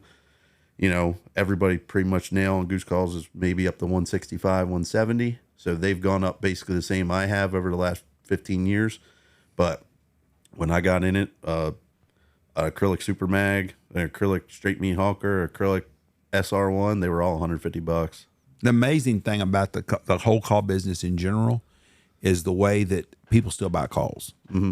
Because I've thought this for 20-something years. I just can't believe there's that many guys in the call business. There can't be that many people buying calls. And every year there's a new call company comes out. And every year when we go to Squad Fest, there's another booth with a guy that's selling calls. And there's another custom call guys there and stuff. And I'm thinking, there's a lot of people out there buying calls. I mean, there are. And then you talk to one of my guides, you know, a young kid, and he's bought 12 calls this year. And I'm like, God almighty. And they do. But yeah. I come from a generation where we didn't have many options. I was very naive when I got in the hunting business. I didn't know shit about the industry. I'm not going to lie, at all. Nothing. We didn't have any kind of Facebook. We didn't have Instagram. We didn't have none of that shit. And we're isolated here. We're a long way away from any semblance of a goose hunter. And so I was blowing an old goose call until I met a guy, I can't think of who it was now, introduced me to Tim. And I got to know Tim a little bit, and I had some half-breeds. Matter of fact, I've got a couple of half-breeds around here somewhere that are cornstalk finished, and he signed them. They're signed on there. Yeah, those are cool. Those 1995, 1996, I mean, a long time ago. I didn't know nothing about that kind of stuff. I mean, and I didn't. I still can't blow a call. I was about to say, you'd still probably be better off blowing that old. Well, I mean, I can't blow a call, so it doesn't matter. And I never pretended to be. I had some smart ass on here the other day. Oh, I've seen you call, or I heard you call. Well, I'm not a caller. I don't claim to be. Yeah. But I've got a duck call named after me. So, But anyways, but it's not because of my calling ability. But there wasn't that many calls. And so every time I hear about these other calls and other calls and other calls, I'm like, wow. And if you could go back and pick up a Max Prairie Wings, I bet from the year 2000, if you picked up Max Prairie Wings, I bet there's not 20 different call makers in there. I didn't. Did you get a Christmas catalog? Do they still do Christmas catalogs from I didn't Max? Get it. I don't think they do that anymore. Back then, it would be zinc, it'd be foils, it'd be grounds. Yeah. It's whoever paid to be in Max's magazine. Yeah. You had to pay to be in the magazine. Night and Hell back then. Probably Old would probably be in Old there. would have maybe. I don't know if they'd have been there. Buck Gardner might have had a call in there at the time. Back then, Ron Winicky had a calls in there probably. Yeah, Rich and Tone. Rich and Tone. Echo. And there would have been more ducks than goose. And that was probably it. But there wasn't a lot. Yeah. Now, if you open them up in there, Jesus Christ, there's no telling how many calls that they're selling, or Bass Pro or Max. But we've lost some really good outlets too, because when I first got in business, you could buy from herders. Mm-hmm. You could buy from Cabela's when Cabela's was Cabela's, not this Bass Pro shop, but actual Cabela's. Yeah. And Cabela's was really a good company back then. You know, all your shit was getting shipped to you from Nebraska. Yeah, I mean, when I was a kid, I mean, I would always buy Cabela's breathable waders, take them back at the end of the year, return, just say they were leaking, return them, and they give me a new pair for free. Yeah. So, I mean, and then when Bass Pro took over, the warranty changed a little bit, but I mean, they'll still, I think within 60 days, if they spring a leak within 60 days, you can take them back and get a new pair. But I had some DU bibs with the actual Ducks Unlimited low fat camo pattern. Do you remember it? It was a Ducks Unlimited camo. It was like a duck with some reeds and maybe a guy in a gun or something. It was a brown, off brown. Well, they're all brown, but it was a Ducks Unlimited camo pattern. And I had a set of bibs from them, And the regional manager for Cabela's was hunting with me one time, and he said something about it. I said, yeah, I got some old bibs that I've had here from y'all. And I said, I loved them. I said, but something, the strap or zipper broke on them or something. He goes, let me have them. They sent me a brand new pair. Yeah. Good customer service. Oh, yeah. They used to have really good. You looking up their DU camo? I can't find it. I find the old Cabela's camo, but I can't find any Ducks It Unlimited. was called Ducks Unlimited camo. It was made by Cabela. It was Cabela's though. Oh. But it was a DU camo. Was the actual name of it, Ducks Unlimited camo. Is it this one? Hang on. I'll get the game back on just a second. I gotta take that screen. Is it this one? No, that's too yellowy. That's a corn. That's mossy oak or something, I think. Oh no, that's not the cornfield. Oh, that's the ducks and the reeds. That might be it. Mine just never looked that yellow. Mine was a little. Well, I mean, lighter than it that. might just be that TV is a little bit brighter. Okay, that's it then. Yep, that's the ducks, and I guess Yeah, that's that's it. pretty cool. But anyways, I had a set of bibs from them that it was the first bibs I bought from Cabela's. I think the actual bibs. Well, I'm gonna tell you right now, I was hunting when Gore-Tex first come out. Yeah, those were the Gore-Tex ones. That was the yeah. lifesaver though, because yeah. back before then you got your ass soaked all the time. Yeah, I mean, unless you wanted to, and in the cold, they're real stiff and not great to wear. But the oil skins, like the Outback oil skins, We never had that down here though. okay. See, we didn't. This is not a traditional. Ow, son of a bitch, that hurt. Fuck. Damn it. Hit my funny bone. Fuck, ain't funny. It's funny to us. Oh shit. But growing up here, this is not traditional waterfowl stuff. Like Yeah, even when I was a kid growing up, very seldom did I ever hear anybody else shooting ducks while we duck hunted. And we duck hunted a bunch. I was about to say it was probably good hunting, but the word didn't get out that like all the hidden gems with social media and everything. There's no hidden gems. anymore. Even 10 years ago when we were hunting in Oklahoma, Yeah. I could go find places to hunt that nobody else was hunting on. Oklahoma, I'd go down roads. Kansas. Yes, I'd go down a road that there was nothing at. Yep. And I'd see birds flying. I'd call up and say, "Oh, I never knew anybody wanted to hunt them ducks." Yep. Yeah, they're here every year about this time. Upstate New York, same way. Yeah, and there's nothing no more. Yep.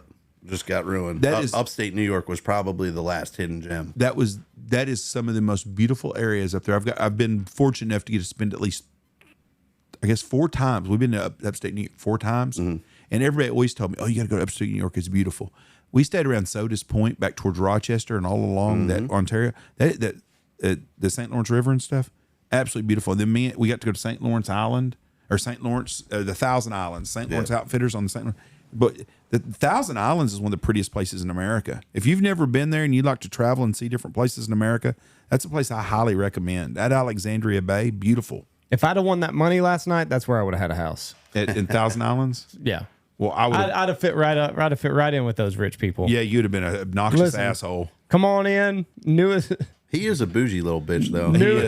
newest half millionaire or half billionaire right over here. What would you have done for me and your mom? Just curious. You could have visited. You could have picked a weekend any time in the year. In-law Yeah. edition or whatever. Yeah, right. Payne's here right now, and he's going home Monday. And I told him, I said, shit, I forgot to buy the lottery tickets, like $1.2 billion. I said, but Andy's got him, so we'll be taking care of it. He goes, you think Andy will take care of you if he won $1.2 billion? I said, there would be a lot of stipulations on it, probably. He goes, if you want it, would you take care of him? I go, what do you think? He goes, that's what I thought. No stipulations. I said, oh, yeah, Andy would have No some stipulations. I wouldn't have stipulations on y'all if I want a bunch of money. What do you mean?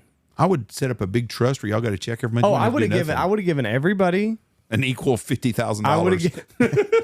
You're going to turn down $50,000? I would on that deal. Yes, it would piss You me would? off. Fuck yeah, I would be madder than hell. Okay, so if you won $1.2 billion and you get me and your mom 50 grand, yes, I take the lump sum, $500,000, 500. I think it was 50 million, $500 million. $500 million. I'm a new half a billionaire. Take 30. What is a $50 million of a that. year is your interest. what is a respectable number to give somebody? You should give your mom and me at least $200,000 or $300,000 a year. I would think. I think that would Oh, be I was fair. going to give you a lump sum. No, I just would put it in a trust, a family trust, and have everybody get checks. My That's what I parents would do. know they're screwed if I ever win the lottery. Jesus. That's what I would have. If I would have won, $250,000 a year? I would have given you. Oh, what I'm if I would have won, I would have probably done you $1 million a year. Easy. That's easy to say because you didn't win. I was you- close you to know- winning, Jeff. I you- had a ticket. You know damn well that you would. I would. And I'm going to tell you right now, if I would have won that money, everybody that worked in here would have got a salary for the whole year, or a good salary to take care. I would take care of people. You motherfuckers wouldn't have seen me today. I know that's true, and I know that. And that doesn't even shock me. Did you buy any of that stock your little brother told you about? I have not. Did you see what it's at now? No. You don't even want to look. It's almost $5 a share. What was it at? 77 cents when he told us to buy it, like November 20th. Oh. That's what I said too. You didn't buy any either? 32,000 shares. I wish.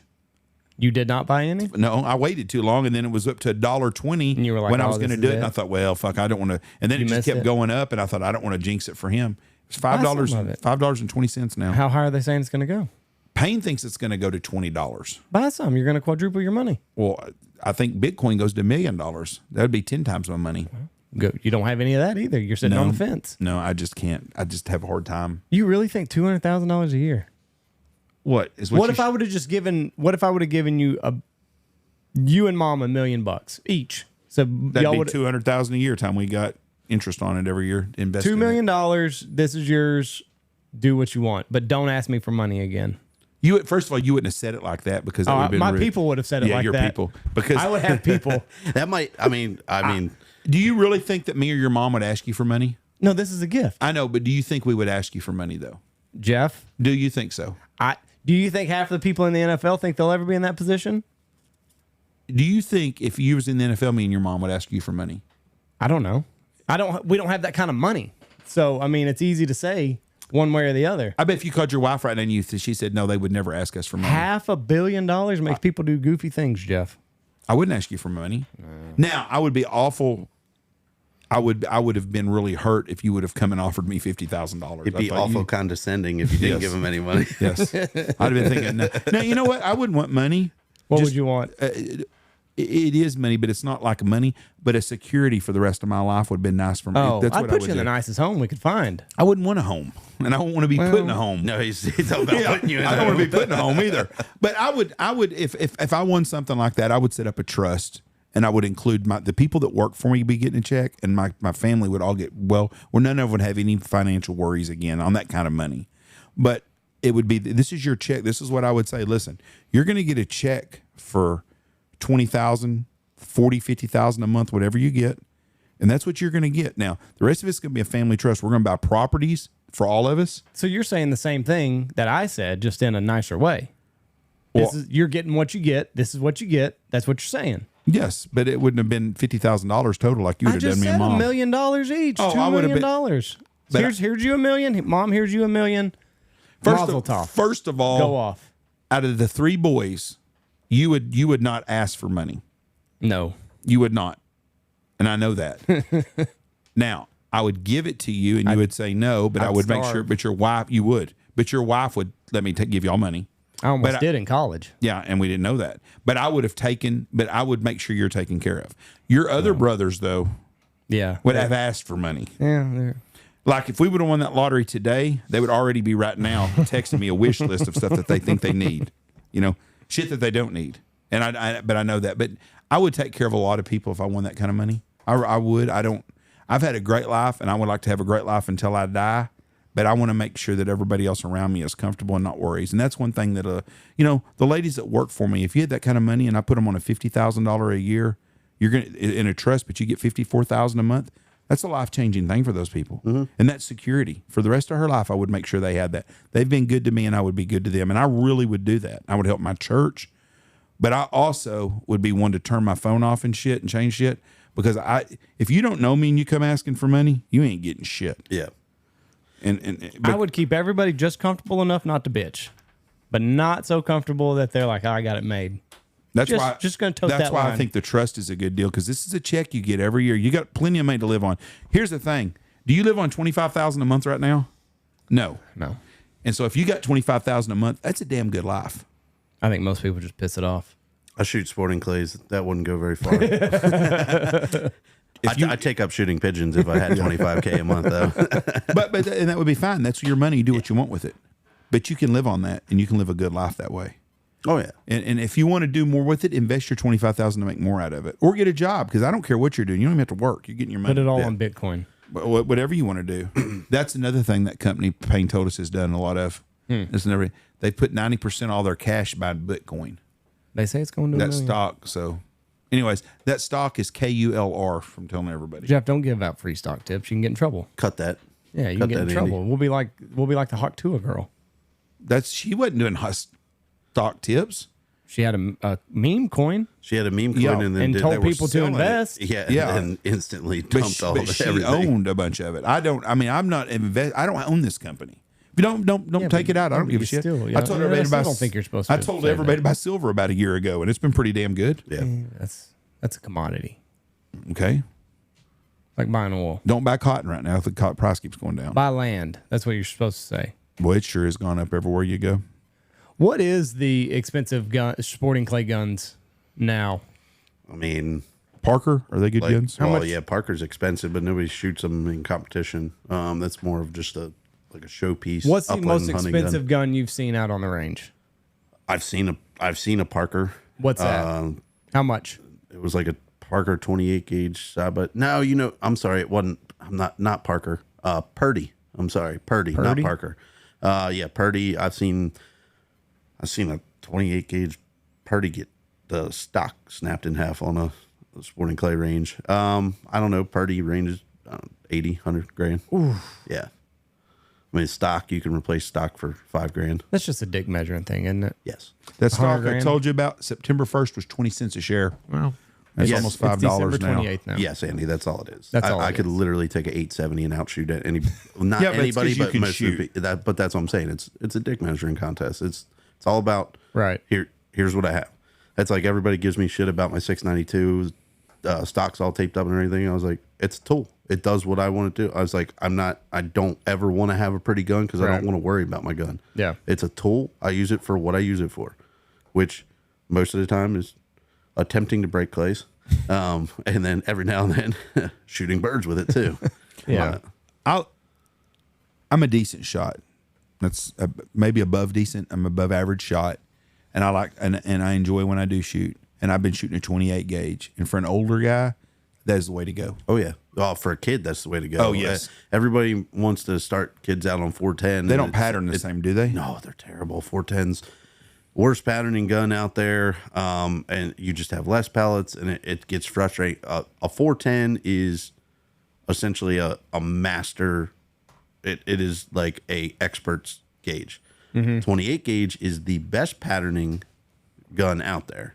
It'll out pattern a 20 and 12 gauge all day long. You don't have as many pellets, but your pattern percentage is way better. The recoil is essentially the same as a 410. So you can have a lighter gun, a lighter recoil for a kid, and have them be hitting more targets than a 410. And so, I mean, that's what I always try. I wish they made more 28 gauge semi-automatic options that were quality guns. I mean, right now, about the only one you have that I would consider a quality gun is the Beretta A400, but they only have it in like an upland version. Right.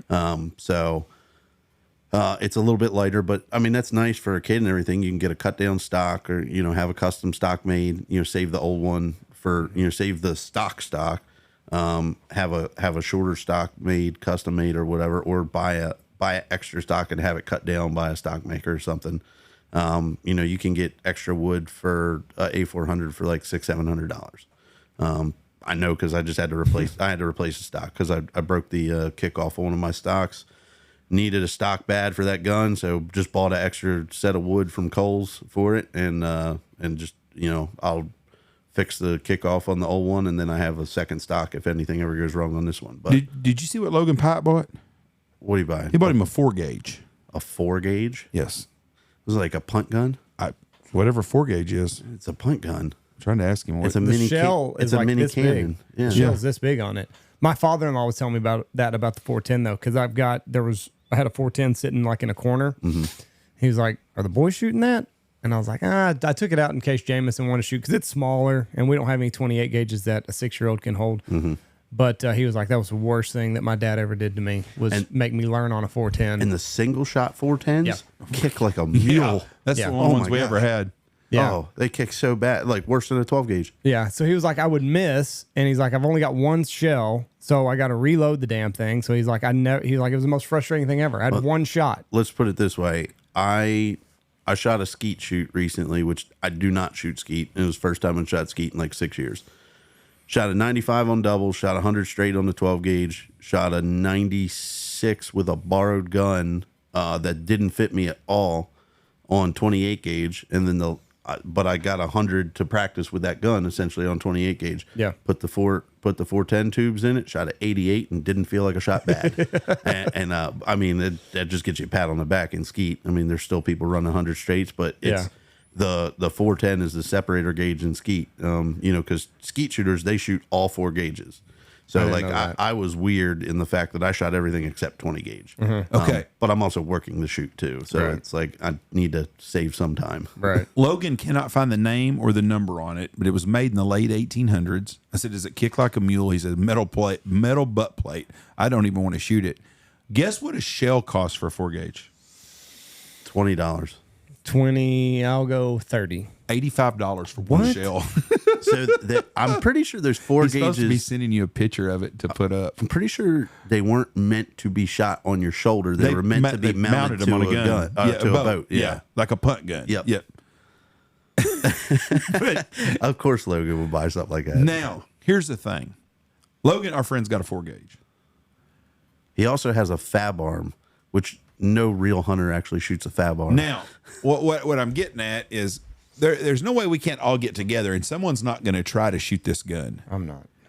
Andy. I'll shoot it left-handed. Andy, if you put some drinks in you at Squad Fest, you would shoot this I'm not gun. shooting that fucking gun. I'll shoot it left-handed, just in case I dislocate my shoulder. It's not my right shoulder.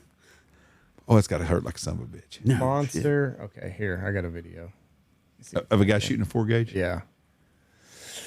Let me see. Put it on the screen. Cancel that. Oh, boy. Good Lord. Look at that sucker. I know what's going to happen. He's getting up my grass. The stance already looks Yeah. like it would hurt with a 20 gauge. He's hurting. Can I get sound? Oh. Oh, I thought that was his lip. I thought they put something in his mouth so he didn't chew down. I thought that was it, his glasses. I thought it busted his lip. Boom.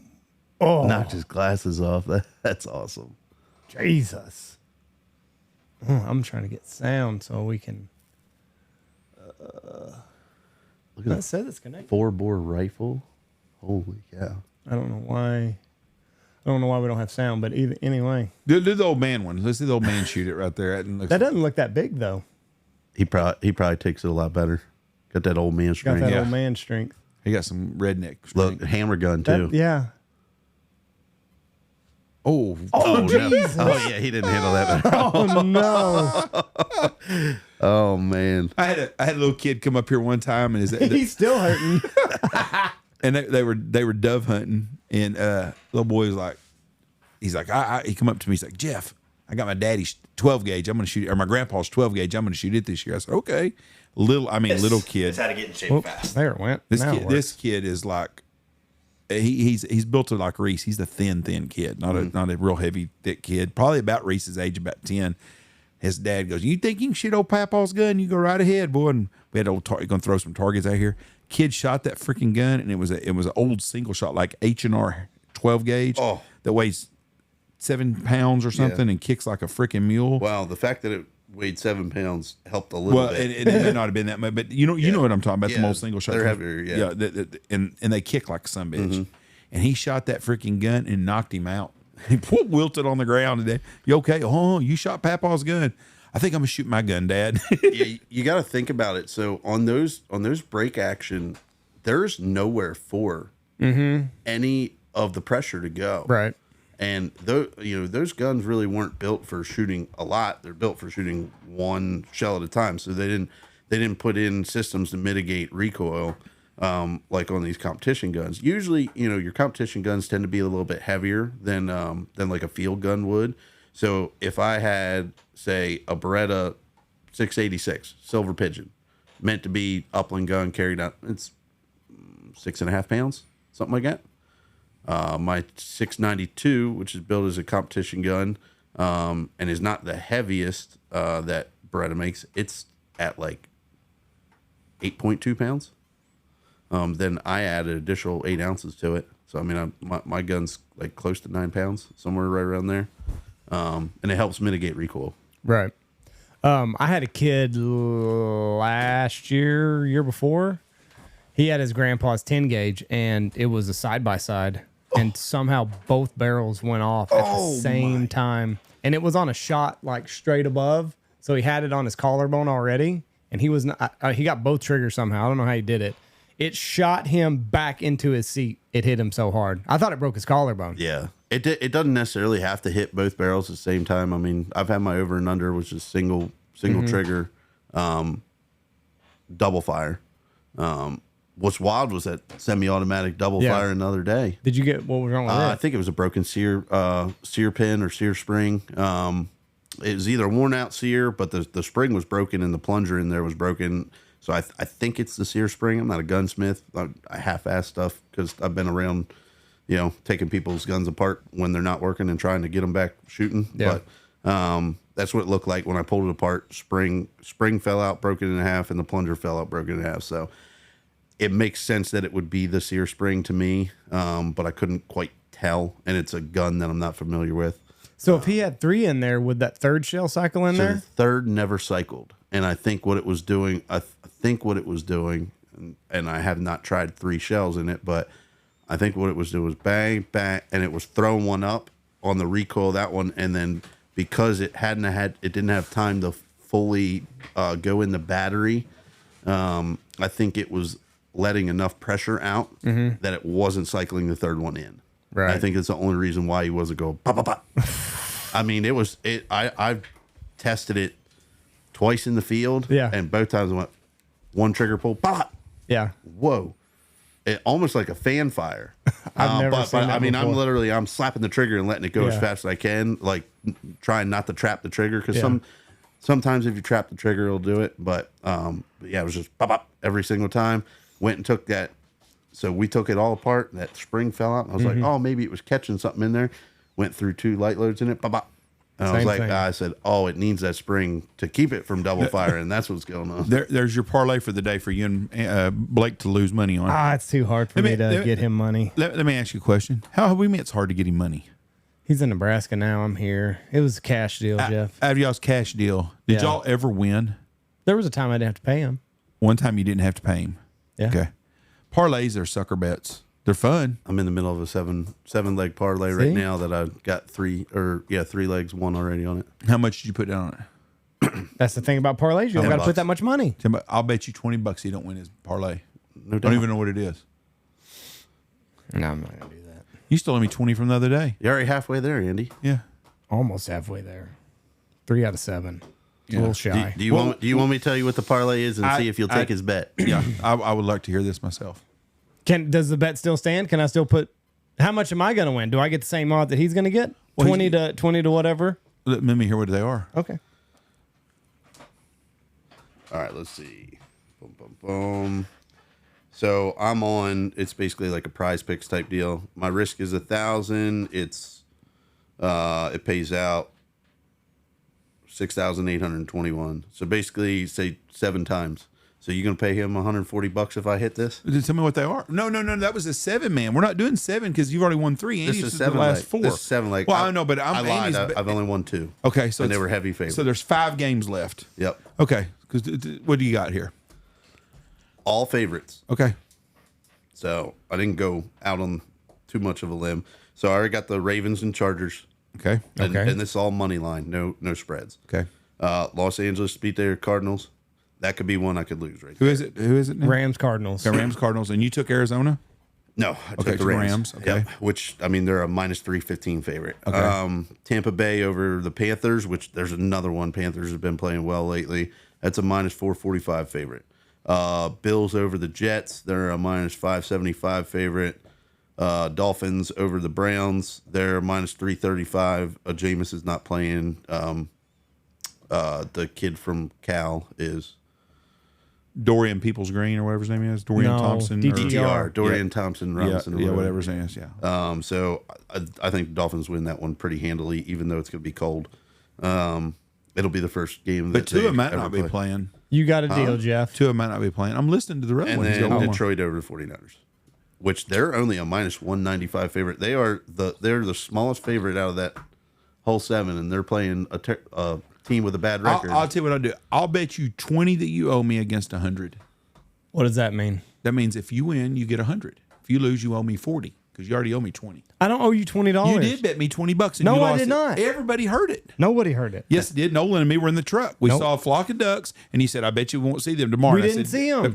You did too. You killed 2 of them. We didn't. There wasn't that many of them. We saw 5 ducks all morning, Jeff. See? That's all. How do We you know saw- it wasn't the ducks? And I think it was 2 that picked up 1 and came back around, and that was the 3 We that we saw a shot flock of like 15 going in there. That was not the same ducks. How do you know? You How can't do you prove. know it was? I said we're going to kill some ducks. No, Yes. that's not what you said. You said you'll see those ducks tomorrow. I never saw a flock of 15 or 20 ducks. That's not the same ducks. I don't owe you $20. If anything, you owe me $20. Always the same. No, it's yes. You're always trying to fuck somebody, just like you're trying to fuck these people on this softball bet.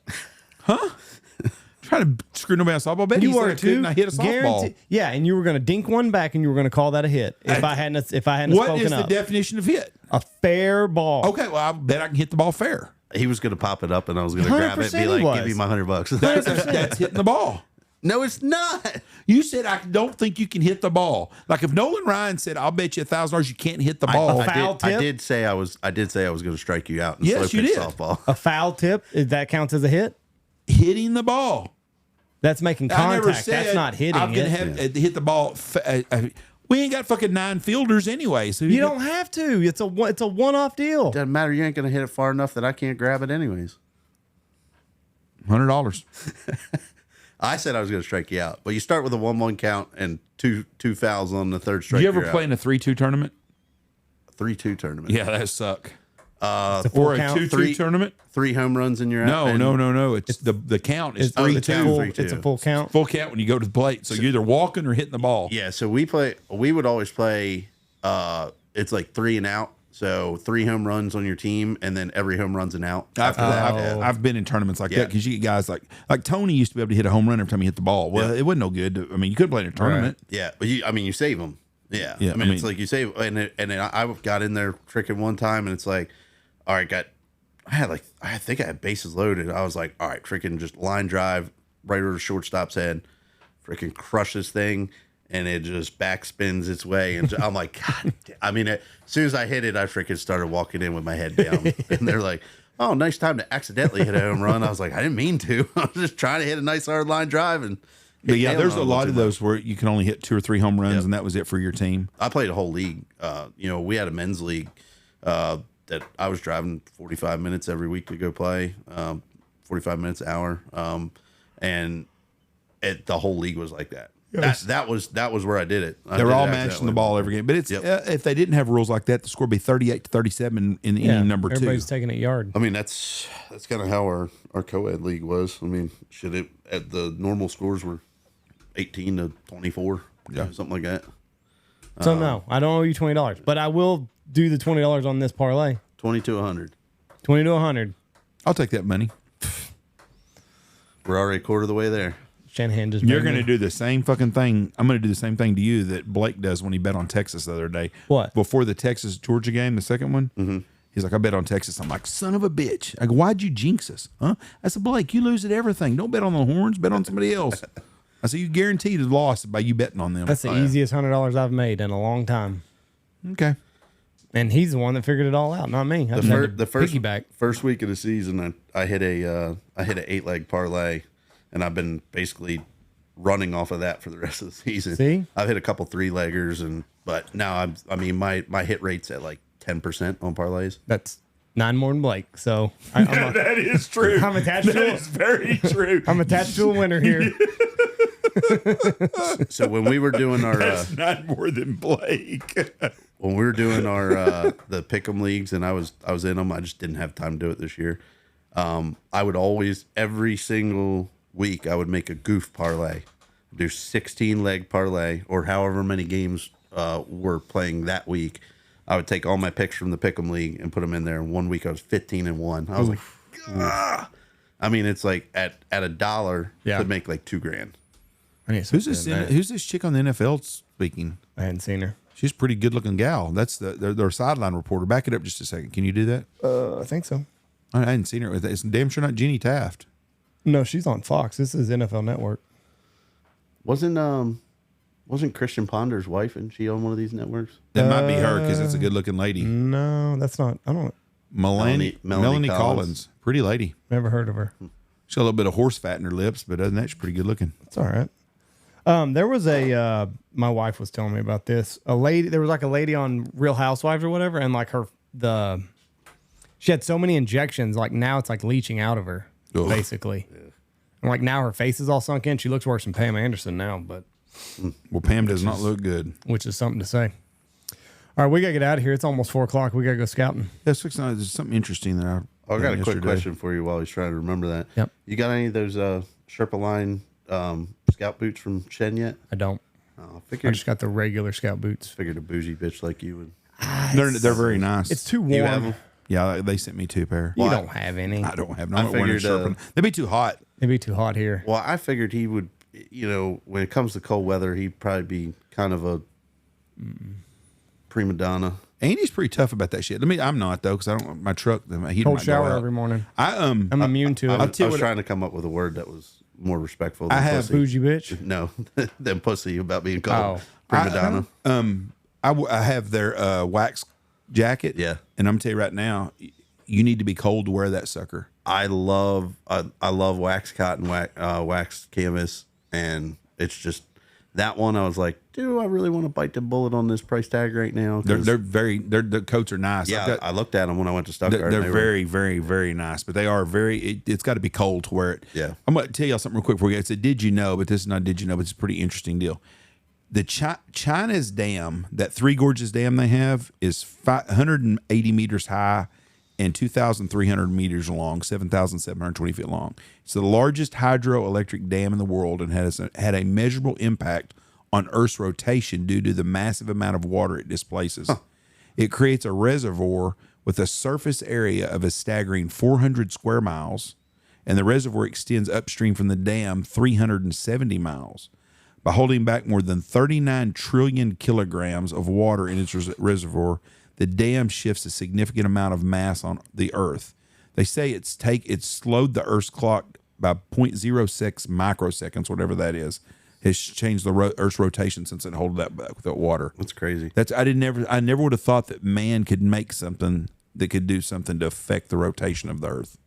Yeah. Yeah, it's insane. They've always talked about if they dropped a bunch of nuclear warheads at once that it could change some shit. Mm-hmm. And I thought, I don't know about that shit. Probably throw it off its axis or something. Yeah. I wonder what would happen if everybody on Earth jumped at the same time. What it would do. Thanks for listening to y'all, folks. We appreciate it. Let's go to ChatGPT. Let's go to ChatGPT. ChatGPT will have an answer. That's one of those. You've had too many hits of the fucking reefer questions. Andy, did you really not know what I told you earlier? About the Velcro? No, yeah. I did not. They got it from stickers? NASA. No, Velcro was invented because the guy was taking a look at how cockleburs stuck to clothing. That's how Velcro was invented. No. I promise you. No, NASA. Go look it up. ChatGPT it. It's NASA invented that. ChatGPT. Here we go. Nothing. Global scale. Destruction. Long-term effects, none. Look up Velcro now. It's invented by NASA. How was Velcro invented? Where did they get the I for Velcro? No, it was not that. Who invented Velcro? That's not what he said. That's not what I said. I said it was invented by looking at how cockleburs stuck to clothing. Oh, I'm not going to disagree with you on that because that's probably right. But it was NASA invented Velcro, I think. I thought it was an individual. I thought it was a black guy. You're right. Is he black? It doesn't say. It just says George de Mastrel saw how cockleburs hung onto his dog's fur and to his clothes, and then curious about it, he examined the cockleburs underneath a microscope and then saw the tiny hooks, and then thus Velcro. Who was the people to produce it or make it? This says Swiss engineer in 1941. I'm sure. Well, if it's NASA, 1941, it's not NASA then. NASA is the reason for cordless power tools. They're the reason that we're in this battery age that we are, because they couldn't get. That makes sense. There's no too. electricity up in space. I have been always told that that Velcro was one of the things that NASA maybe they didn't invent it, but they made it widespread. Yes, modern usage. Velcro became widely used in industries ranging from fashion to aerospace thanks to its simplicity and effectiveness. It even gained popularity in space exploration as astronauts use Velcro to secure objects in zero gravity. Mm-hmm. Okay. So Now you know. Yep. Now I wasn't you know. arguing about the cocoa burr part. yes, I you just were. no, It sounded like you were arguing. Oh, It sounded a Very whole lot much like he was you were arguing. What did I tell you when you said the guy that a guy invented it from the cocoa burr? I said yes. I thought you when you said it don't Yeah. matter. You just always got to fucking argue. That's how it was invented. Yeah. Yes, but I didn't. I just had always heard NASA invented it. But the technology coming from cocoa burr, that's what I said. So I'm not arguing that because I'm sure that's true. It's it's a combination of French words: velours, velvet, and croquet hook. Yeah, because Velcro. I mean, you look at it, it's basically a croquet hook. Yeah, Yeah. that's how they figured it out. It's a really interesting concept for sure on the deal. Yeah. Something so simplistic and something that God made. And Yeah. we use it to make stuff to help our life be easier. But Now we're out of here. 2 hours in the can. We got to go scout. Love you. Bye. Please watch for deer. Have a safe and happy New Year. Use a designated driver.